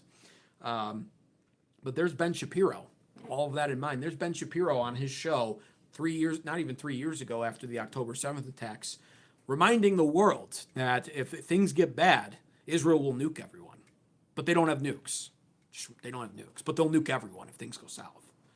So don't feel sorry for Ben Shapiro's latest decline. I mean, that's really the messaging here. And I'm going to go over the numbers because all of that now being demonstrated to you, you can understand why he's losing what was once a massive audience. Here's some of the numbers, in fact. Daily average. Ben Shapiro is losing, on average, 667 subscribers per day as of last month. He's losing 1,500 subscribers per week. And on a monthly basis, he's losing anywhere between 10 to 30,000 subscribers a month. More so,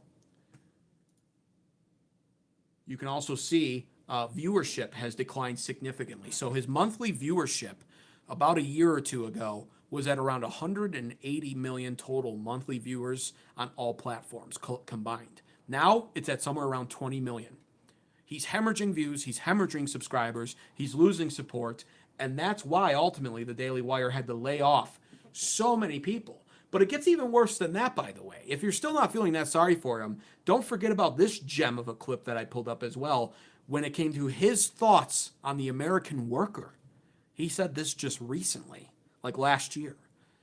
So all of this being said, Israel has nukes. They're not supposed to have nukes. Ben Shapiro celebrates it still, implies that they'll use them, even though Israel says they don't have them. Ben Shapiro has talked about how his loyalty to America is dependent upon America's support to Israel. I mean, it just got worse and worse all night while I was showing you. This is what Ben Shapiro had to say about you, the Goyim. Take a listen. And let's be real about this. It's insane that we haven't raised the retirement age in the United States. It's totally crazy. Joe Biden, if that were the case, Joe Biden should not be running for president. Hey, Joe Biden is 81 years old. The retirement age in the United States, at which you start to receive Social Security and you are eligible for Medicare, is 65. Joe Biden has technically been eligible for Social Security and Medicare for 16 years, and he wants to continue in office until he is 86, which is 19 years past when he would be eligible for retirement. No one in the United States should be retiring at 65 years old. Frankly, I think retirement itself is a stupid idea unless you have some sort of health problem. Bits I agree with. The fact that he's citing Biden's advanced age, that turned out to be a disaster. We're seeing it repeat with Trump in age. We shouldn't have boomer politicians. Fuck them. They should be retired, though, is the problem. And the thing is, how dare this guy say that Americans don't have a right to retire, or at least not retire at age 65, with no thought for the American who spends his 20s, 30s, and 40s, and perhaps even 50s breaking his back, somewhat metaphorically, doing construction or manual labor jobs. You know, all of the things that keep this country going and moving. Hard labor, something Ben Shapiro would never, ever understand in his life, as he once again sits in his air-conditioned studio wearing his stupid fucking hat with his outrageously thick eyebrows, talking about how America should support Israel. And why would somebody like Ben Shapiro not want an American retiring at age 65? Well, because the longer you stay in the workforce, the more you pay your taxes. And the more you pay your taxes, the more Israel gets funded by them. Very simply put. So he doesn't think you should be able to retire. And I'll tell you this, I was reminded, I actually read a quote from Martin Luther, father of the Protestant Reformation, on my episode yesterday regarding his thoughts on the Jews and their lies. Here's another segment of that book that I'm somewhat reminded of when it comes to Ben Shapiro and people like him. This is a segment from Martin Luther, again, founder of the Protestant Reformation. The reason why there's a split in the church from Catholicism, the reason why if you're a Christian and you go to a church that's Protestant, you get to go to that church. Martin Luther, in his 95 Thesis, in his later years, wrote a book in 1543, The Jews and Their Lies. This is a segment from that book, and it was what I was reminded of immediately when it came to Ben Shapiro saying that Americans don't deserve to retire. He says, I quote from Martin Luther, "I recommend putting a flail, an axe, a hoe, a spade, a distaff, or a spindle into the hands of young, strong Jews and Jewesses, and letting them earn their bread in the sweat of their brow, as was imposed on the children of Adam in Genesis 3, verse 19. For it is not fitting that they should let us accursed Goyim toil in the sweat of our faces while they, the holy people, idle away their time behind the stove, feasting and farting, and on top of all, boasting blasphemously of their lordship over the Christians by means of our sweat. No, one should toss out these lazy rogues by the seat of their pants. But if we are afraid that they might harm us or our wives, children, servants, cattle, etc., if they had to serve and work for us, for it is reasonable to assume that such noble lords of the world and venomous bitter worms are not accustomed to working, and would be very reluctant to humble themselves so deeply before the accursed Goyim, then let us emulate the common sense of other nations, such as France, Spain, Bohemia, etc., compute with them how much their usury has extorted from us. Divide this amicably, but then eject them forever from the country. For as we have heard, God's anger with them is so intense that gentle mercy will only tend to make them worse and worse, while sharp mercy will reform them but little. Therefore, in any case, away with them." Martin Luther, founder of the Protestant Reformation. So I was reminded of that because how dare, once again, anybody insist that Americans don't have a right to retire or they should be retiring later. I think about my father, for instance. He's still not retired, and he works hard all day long. And he's not retired because the economy has gone to shit and because this country is being sucked dry and used for foreign agendas. Everything's being taken away. And he wants to sit there and say, you don't deserve to retire, Goyim. Keep working and pay your fucking taxes, scum. You cattle. You tax cattle. How dare he? But that's really what I wanted to say about that. We can only hope that this is just the beginning. This is a sign. Make no mistake about it. Ben Shapiro's decline, the Daily Wire having to lay off half of its workforce, is just a start. It's the beginning. It's another clear sign of the times, of the great awakening happening right here, right now in the United States. More and more people, especially the younger you go, under 50, under 40, under 30 especially, are noticing, and they're awake, and they're learning, and they're studying, and they're researching, and they're reading history, and they're seeing the patterns, and they're figuring out what we want to do about that, because this is a problem. And this is a sign that many people have figured it out, and they know now what the issue is. And now, many people like Ben Shapiro are experiencing the consequences of it. We can only hope people like Mark Levin are next, who sits on his radio show, by the way, and says stuff like this. First time things like this have happened, but it really is problematic because so much of it is protected. And you heard people say, don't you believe in the First Amendment? They don't even know what the First Amendment believes. Do you want to deplatform people? You know, the libs do that. I don't have any problem with deplatforming Nazis or jihadis. I don't have any problem with deplatforming them. What does that mean, deplatforming them? A government law? No. It means that X or Twitter or Facebook or Amazon with Twitch and so forth says, you know what? You're a lowlife. We're not paying, get off our platform. What's wrong with that? It's called private enterprise. I got no problem with that. I mean, what if they have this horrific pornography on it? Is that okay? Ironic that he would talk about that when we all know the vast majority, vast percentage of what demographic owns the pornographic websites in this country. But regardless of that, that's Mark Levin. May he be next to experience the downtrodden in his level of success. May he be next to hit the slide of decline and shrivel away into irrelevancy as he sits there on his show just the other night saying that the First Amendment is overprotected and that social media websites, YouTube, X, whatever, Facebook should be deplatforming people. This is a Republican, by the way. And people say that censorship is one of the main reasons why we can never allow Democrats to regain control. I'm on board with that for the most part. I experienced Democrat censorship on my Instagram during COVID when I was speaking out against all that bullshit. So I'm well aware. But just understand something. When it comes to a certain topic, the Republicans are becoming just as bad. And during the Bolshevik Revolution, the first thing they did was create anti-Semitism laws. Study that and go down that rabbit hole and then come back to me. So we're seeing a lot of it play out. They're recognizing that it's happening and they're fighting to do something about it before it gets in what they would call a situation that's out of control. But we're already awake and we'll wait to see what happens. But that's why, all that is to say, that's why I am celebrating the decline of Ben Shapiro. It truly couldn't happen to a worse person. That's all I've got to say about that. I'll take a look at some chats though. I know people have been speaking here. Lifeguard says Levin's days are numbered. They're pretty much over with. Like Levin doesn't have a good radio show. By the way, be sure to subscribe to American Advocates for more content like this. I go live every night. Also like the stream if you haven't already, please. It helps the stream perform well in the algorithm. Yeah, Levin's show sucks. I mean, people don't listen to it. So, like my mom liked Mark Levin, but that was like 20 years ago, Hannity and Waters and Megyn Kelly are numbered.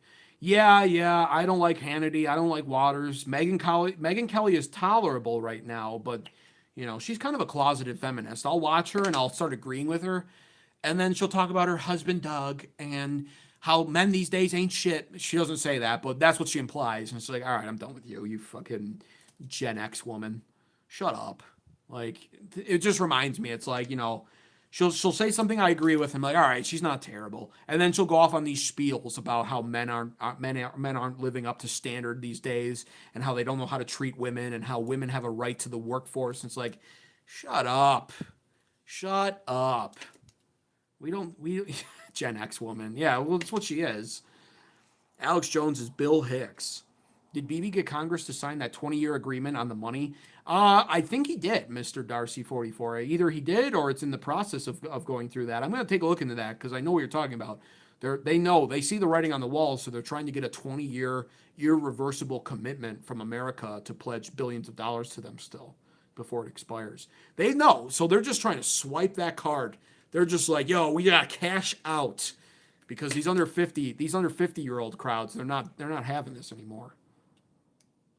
I never understood supplying weapons for other countries. I don't understand it either, Running Woods. It doesn't make any sense. In fact, we've even seen, not that I agree with the Iran war, but we've even seen it come back to bite us.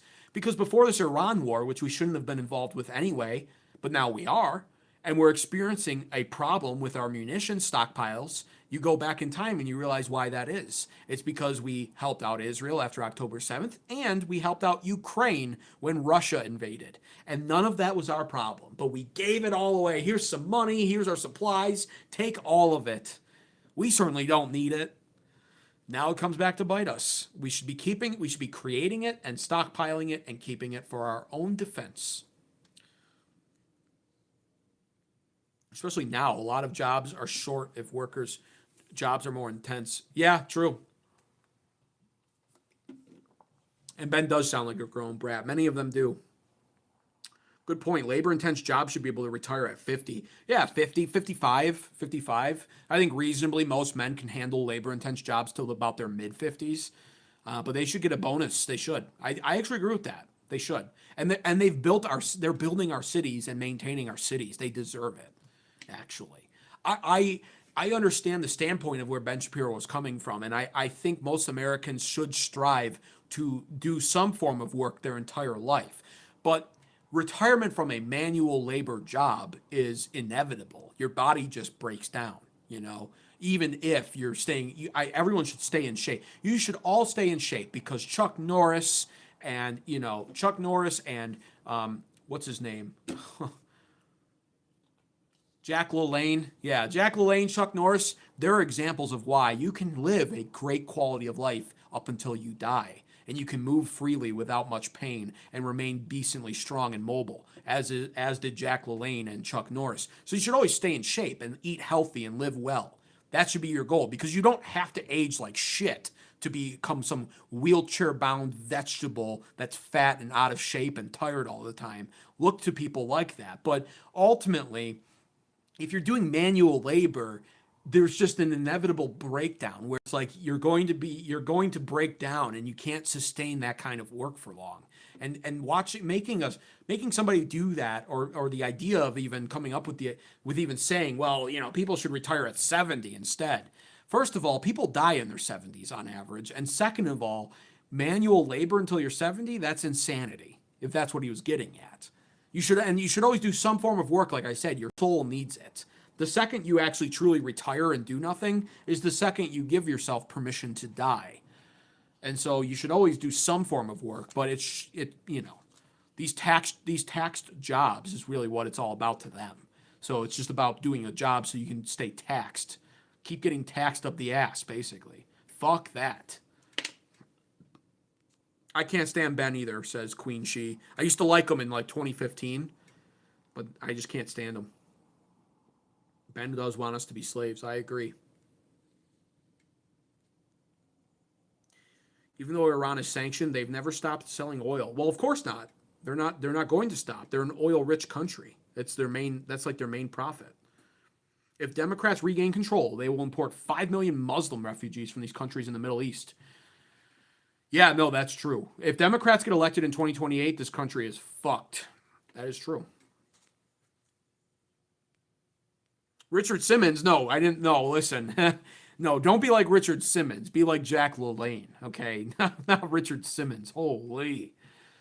I mean, I guess be like Richard Simmons, sure, if that's your style. But, no shade at Richard Simmons. I grew up watching him too, but he was more of a parody to me. Jack LaLanne is the real father of modern-day fitness, okay? Not Richard Simmons. Get out of here. Richard Simmons. Anyone find the cause of death for Chuck Norris? Well, he was very old. I mean, very old, He was in great shape till the day he died. He lived very healthy. great. He was always on a good diet and everything, very lean, very healthy, mobile, strong even. Still practiced martial arts, was still doing movies up until recently, but he was just very old, Like it's your heart's going to give out sometime. You can't work out to immortality, you know what I mean? So he just died, unfortunately. It's sad, but it's just what happened. They didn't go hard. They didn't do hard labor jobs. Bad back is the worst. Yeah, exactly, Mr. Darcy, exactly. And when you're doing construction, when you're digging ditches and filling potholes and paving roads and laying bricks and operating cranes, you're going to have a bad back. Like most people don't know how to not have a bad back is really the problem. I'm a big fitness guy, so I understand the real problem. But nevertheless, you just can't expect most people to be able to solve that problem. They're going to have a bad back, and they built these cities. They actually are the people that deserve retirement. They work meaningful jobs. He does. That's it, Queen. He just sits all day in an air-conditioned studio with a fucking laptop and a microphone. First of all, retirement's stupid, okay? Retirement is dumb, okay? You should, if the president can be 80, then you should be working until your 70s. We should raise retirement age. Fuck you. You scum. Like, he makes millions of dollars. He's so detached from reality. And I guarantee you Ben Shapiro's never done manual labor. He's never done a 12-hour shift of manual labor. He's never paved a road. He may have been the guy that put down the construction cones and then held up that's who Ben Shapiro is. He puts the construction cones down for the actual men to come and pave the road. Then he holds the sign. Oy vey, these cars aren't listening to me. I'm telling them to stop and they keep going. I'm directing traffic here.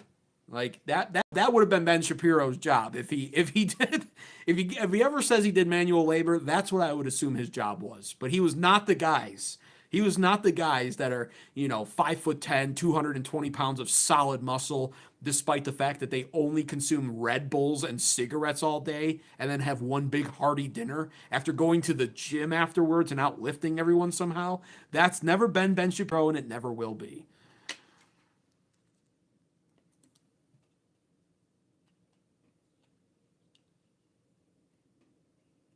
Let's see. The coming great signs from heaven will take place in the city of San Luis Obispo, California. The Madonna Inn will be a biblical focal point. I am Joseph Mankiewicz, worked for CBS 2, KCAL 9 News.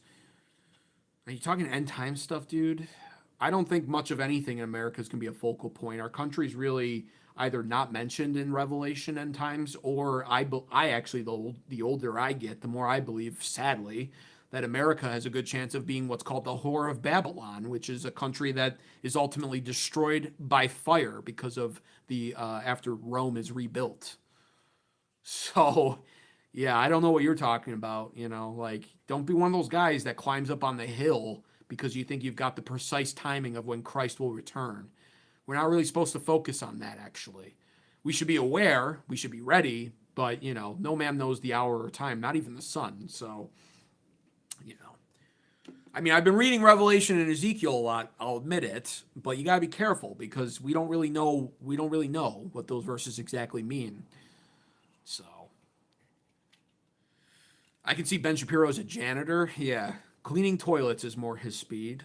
Maybe he'll have to start doing that in a couple of years when his show goes under. Sadly, he's already made his millions, so he can always invest it and live off of the residual income. He can live off of what do they call that in the stocks? When you buy blue chip stocks, you get the quarterly returns, dividends. It is what it is. We're not there when all the countries turn on Israel. Yeah, but But Running Woods, that's because I believe we might be the Whore of Babylon, which makes sense. What's Israel trying to rebuild with their Greater Israel project? The ancient Babylonian Empire. Who's their whore that serves all of their interests and gives them all their money? We are. Who's creating the beast that will ride overseas and eventually devour the flesh and burn it of the whore? Well, we are. What's the beast system? Probably AI, cryptocurrency. We didn't create crypto, of course, but we sure are utilizing it and investing in it and transforming it. And we're definitely leading the way in many ways with AI in combination with China. But that beast will come out. It'll rise up. We'll ride the beast. which will be the system.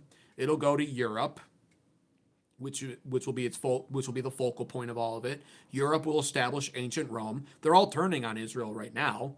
Georgia Maloney just denied their defense package to Israel. She's Italy. That's Europe. That's Rome. That's actually pretty much the heart. Italy's like the heart of it all, right? So Georgia Maloney's already turned on them. France is turning on them. Spain is turning on them. The UK starting to turn on them. All what will be the new Roman Empire. And the new Roman Empire, for some reason or another, I've deduced, might consider us, the whore of Babylon, worth burning to get us out of the way so that they don't have to face retaliation from us after they turn on Israel, which is what they're in the process of doing right now. But we'll see how far that goes. And we'll see. I don't want to sit here and say I'm reading into it. I could be just reading into it too much. This is why you got to be careful with Revelation. But the whore of Babylon gets burned, utterly destroyed, never to come back. The whore of Babylon is described as a country whose empire sits on all waterfronts. Sounds a lot like us. Whose country, a country whose culture spreads far and wide across the globe. Sounds like us. Other countries love our music in Hollywood. A country whose sorcery has affected all peoples. And the word for sorcery that is used in Greek is pharmakia.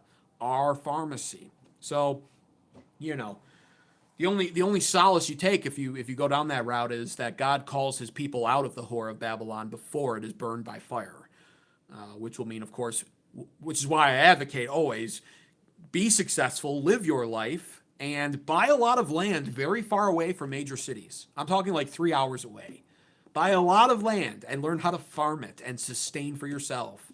And make sure it's like hours away from any major cities. Just in case, fingers crossed, hey, maybe not in our lifetime. Maybe I'm reading the Bible wrong. Maybe we're not the whore of Babylon. But, you never know. So.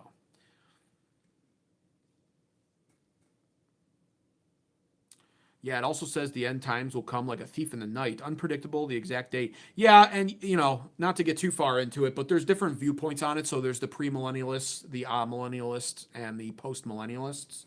And depending on which viewpoint you have, makes it either a much less worse time or even a sunny. If you're a postmillennialist, you're looking forward to it entirely. Because you're like, yeah, we don't have to worry. If you're an amillennialist, then you're not dreading it as much because you believe it's going to happen quickly, like within a couple hours. If you're a premillennialist, then you're a little bit more full of dread, and you're like, well, it could be 3.5 years of suffering. So you just never know. There's so many ways to interpret it. But Babylon will burn in 1 hour. Yes, Babylon the Great, which is the whore of Babylon, which I have hypothesized is us, sadly. But I hope I'm wrong. Also, if it is Armageddon, there's nothing that's going to stop it. No wealth will come in with you in the afterlife. Well, yeah, that's true. Doesn't mean I'm going to stop trying to get wealthy right now. I own businesses, and I'm trying to do my best to succeed in life. I plan on being wealthy in the next decade of my life because of my businesses. I'm going to buy a lot of land and try to use that wealth for the betterment of my country. So, and that's what I mean by don't focus on it too much because, no man knows the hour or time. It's in God's hands, and beyond that, nothing we can do can change any of it, truthfully. We can just focus on what our problems are in our country and do our best to solve those problems. Act as the salt of the earth and the light of the world, and do what God's will is for us to do down here. Stay dedicated to our country, loyal to America, which is what I am, loyal to God. And, I'm going to live my life as if it will never happen in my lifetime. That's my plan. I am always alert. I am always aware. I'm paying attention to the signs. The Euphrates River's drying up, but I'm also aware that the Euphrates River has dried up almost. It has been drying. It's dried up on and off for centuries now. That's one of the signs of the end times, of course, but it's not the first time this has happened entirely. And so, just be aware of that. Like that's my whole thing on that. Just be aware. But don't hyper focus on it to the point of where you're convinced it's going to happen in the next 3 years or something. So there's no point in you doing anything in life. Live your life and try to succeed. That's what God intends for us down here anyway. We're not down here to do nothing and to wait for doom. We're down here to make a difference, to advance God's kingdom, and to serve our purpose. We're down here to make everywhere we go a better place, to make the world a better place if possible. That's what being the salt of the earth means. Salt's not about flavor, it's about preserving. We're supposed to preserve the earth and its moralities. We're supposed to do our best in regards to that. And we're supposed to be the light of the world. A light is easily seen and comforting. So, work your jobs, strive for more. Don't stop yourself from having a family if you're married to a good woman. Do your best to succeed still and try to make a difference. Focus on politics still. This is a political channel. It's not a religious channel predominantly, but politics, you may not care about politics, but politics cares a lot about you. And, do your best. Go where you feel called and don't live every moment as if it's going to be the end time soon anyway, so it doesn't matter. I don't subscribe to that. I still believe that there's a chance that we turn this country around in the 2030s. I believe that the 2030s could be a renaissance period for America. The writing is on the wall for that too. More Gen Z men than ever before are turning back to the faith. They're going the Catholic route, unfortunately. I'm a Protestant, but I'll take that for now. A belief in God, I'll take. So there are good signs. It's not all bad. And that I find interesting. And I'm going to ride the wave of optimism as well and think to myself, gee, this could get a lot better too. It doesn't have to mean that everything's ending and that Christ is returning. So that's where I'm at with that mindset-wise. I'm not going to be a doomer or what do they call a prepper. Don't turn into a full-blown prepper. Be ready. Expect that it could happen, but don't live like it's going to either. I think that because otherwise doing so defeats the purpose of why we're down here.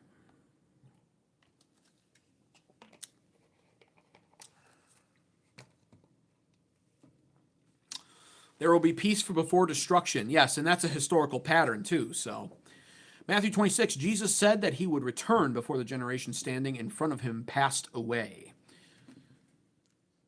Well, okay, so yeah, that's some people believe that Revelation discusses the first century then under Emperor Nero and everything. Is that what you're getting at, Bold? Good to see you back here, Bold as a Lion, by the way. Good to see you back in the chat. Walk and talk like Jesus did. Love, not hate. I mostly agree with that, though I hate evil and all who embody it. There will be peace before destruction. Yeah. Are you independent or a populist? I don't know. I don't know what that's supposed to mean even. I'm not a political candidate, so. We can only speculate the ways experience 1 hour nuclear weapons or a super volcano. We can only speculate. It could be some form of technology not even invented yet,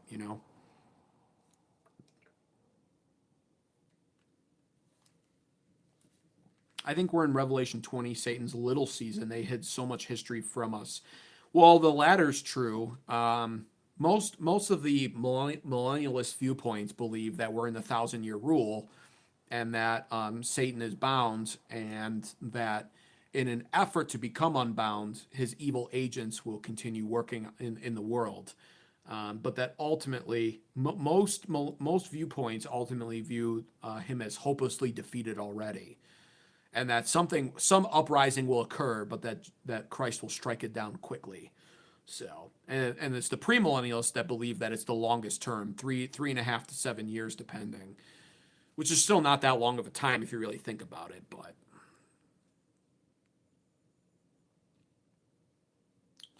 yeah, that's true. The mark of the beast hasn't happened yet. No, it's just true. It hasn't happened yet.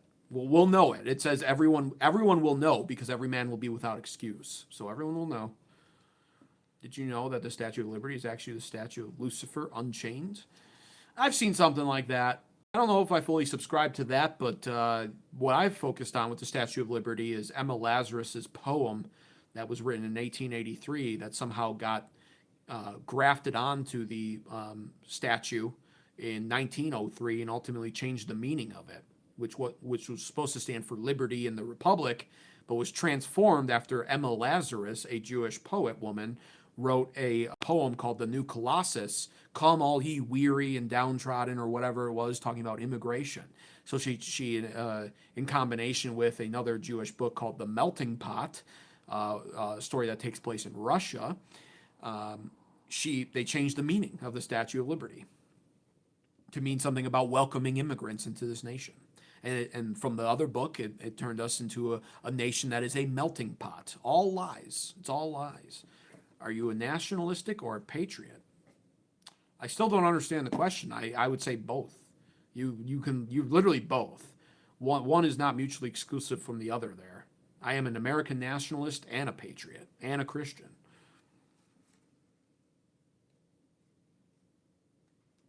It's not the original statue. Yeah, I don't know. I mean, at some point, I think it's like, the conspiracies do get a little unhinged, but it's a fact. Look it up. There are many statues of Helios around the world. Yeah, I'll look into it, but so you get too far down the rabbit hole, and then you lose sight of everything. So I'm not. There's certain things that are documented that I subscribe to instantly because it's documented and because it's provable, and then there's other things where it's like I look into it and I just think to myself, doesn't seem likely. I'm not saying that's the case with this, but the Statue of Liberty being changed, I'm skeptical.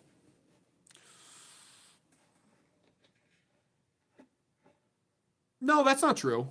I'm not saying it because of American pride. I just think it's crazy to think that the Statue of Liberty was changed into some statue of Satan is all. Not saying it's not. I'm not saying it's impossible. I'm just saying I'll look into it. But there is a degree you go when it comes to conspiracy theories where you are just really officially too far down the rabbit hole, and then you're convinced that nothing's real and that it's all and it's like at that point it's like not everything is a conspiracy. The garbage men who pick up your trash are not a conspiracy. The rain that comes when we were forecasted sunshine is not a conspiracy. Certain things are just not a conspiracy. Go ask Alice. Alice is in chains, like Satan. Alice in chains. The Coming Woman of Revelation, chapter 12. Well, are you talking about the Whore of Babylon? It's not a woman. You haven't studied this. I encourage you to study it. I'll take a look. I'm skeptical. I've studied the Statue of Liberty, but I've studied the Jewish poet Emma Lazarus and the New Colossus poem that was bolted onto the Statue of Liberty that changed the meaning of it to a meaning of welcoming immigrants into this country, which was not the original intent of the meaning. And that was, of course, added in 1903. And then that's what I've studied. The gift from France, the meaning of the gift from France, symbolizing liberty and strength and our republic, changed to meaning welcoming immigrants into this country, something that our founding fathers never intended for. That's the actual conspiracy of the Statue of Liberty because it's literally provable. It's documented. Emma Lazarus wrote the poem in 1883. 20 years later, it was put on. And actually, I'll pull it up. Lazarus, yeah. This is what was bolted on there. Give me your tired, your poor, your huddled masses yearning to breathe free. The wretched refuse of your teeming shore. The wretched refuse of your teeming shore. Send these, the homeless tempest, tossed to me. I lift my lamp beside the golden door. Emma Lazarus. Yeah, that was never what the Statue of Liberty was supposed to symbolize. So, but that was added on in 1903. And then there's the melting pot theory and everything else that ties into it. Lyndon Baines Johnson signing the Immigration and Nationality Act of 1965 under that Statue of Liberty, which changed our immigration policy pretty much forever and allowed a lot of immigrants into this country from countries that we weren't previously allowing them to come from. And the managed decline that has taken place in America every decade after that. Every single decade. The demographic switch, the differences in race, the birth rates, crime rates, everything. All of it changed. That's my focus when it comes to the Statue of Liberty. I do know there's more than one Statue of Liberty bold. Yeah, I've seen like 3 of them actually. That I do know. I have seen that. There's like different size versions of them. God avenges the world by destroying yes. Well, maybe. Well, definitely, actually, yeah. Wasn't that poem part of a contest, says Lifeguard? We live in a simulation, right? Yeah, exactly. None of this is real. But the poem part of a contest. I don't know about that, actually. I'm not sure.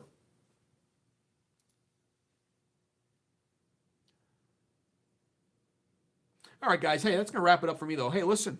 shit. We almost lost connection there. Enjoy your Friday evening. Subscribe to this show right now if you haven't already, of course, and turn on post notifications so you're notified every single time I go live. Also, share this. Share this stream. Share this channel. Share my videos with everybody you know, literally everybody. Share it with everybody and tell them to subscribe and to tune in every single night as well and to watch the full episodes and give me all of the watch time and to like my streams because it's free. Do all of that. That's my call to action upon all of you tonight. Help this channel grow. Like the stream if you haven't already. It's free to do. It helps the stream perform well in the algorithm. And leave a comment on this after the fact, after I go offline, because it'll save as a video on my channel. And if you left a chat down there you wanted me to see but I didn't, just leave it as a comment and I'll respond to it. Also, take a look at this. Let me share this with you guys as a going away gift. A parting gift until tomorrow.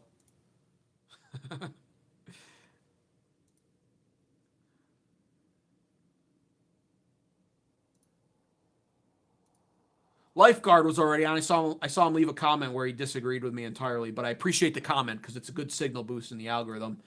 Lifeguard was already all over this. The rest of you guys shamelessly weren't. I'm trying to get long form videos to be pushed out by YouTube's algorithm, and it's a real bitch. Their algorithm is a real bitch when it comes to long form videos these days. But I'm going to share the link. Go click on this link right here to check out a video. That was a segment from yesterday's episode, which a lot of you probably haven't seen yet, of course, covering my opinions on the midterm elections and on whether or not the Republicans deserve our votes. Go check out this video. This is my parting way gift. It'll help you relax without a doubt. It certainly won't stress you out, the topic of politics and midterm elections and how the Republicans are failing us. This is like my ASMR gift to you. It will help you relax and wind down for the evening in order for you to get a good night's rest and wake up Saturday tomorrow and enjoy your weekend. I promise. I promise. Go click that link. Give me a view. Give me the full watch time and leave a comment on that video down below so that it helps the video perform well in the algorithm. But besides that, enjoy your weekend in truth. I'll be back here live tomorrow in the afternoon, very likely, probably around 3 p.m.-ish Eastern Standard Time. So be on the lookout for that. But enjoy your weekend. Enjoy your Friday night. The summer is upon us. Enjoy the beautiful days. Soak in the nature. Enjoy the colors, the birds chirping again, all of it. Touch some grass. Don't become too consumed by all of this crap. It matters, but at the end of the day, there's a whole world out there waiting for us too. So enjoy that. Have a great rest of your weekend. Glory to America.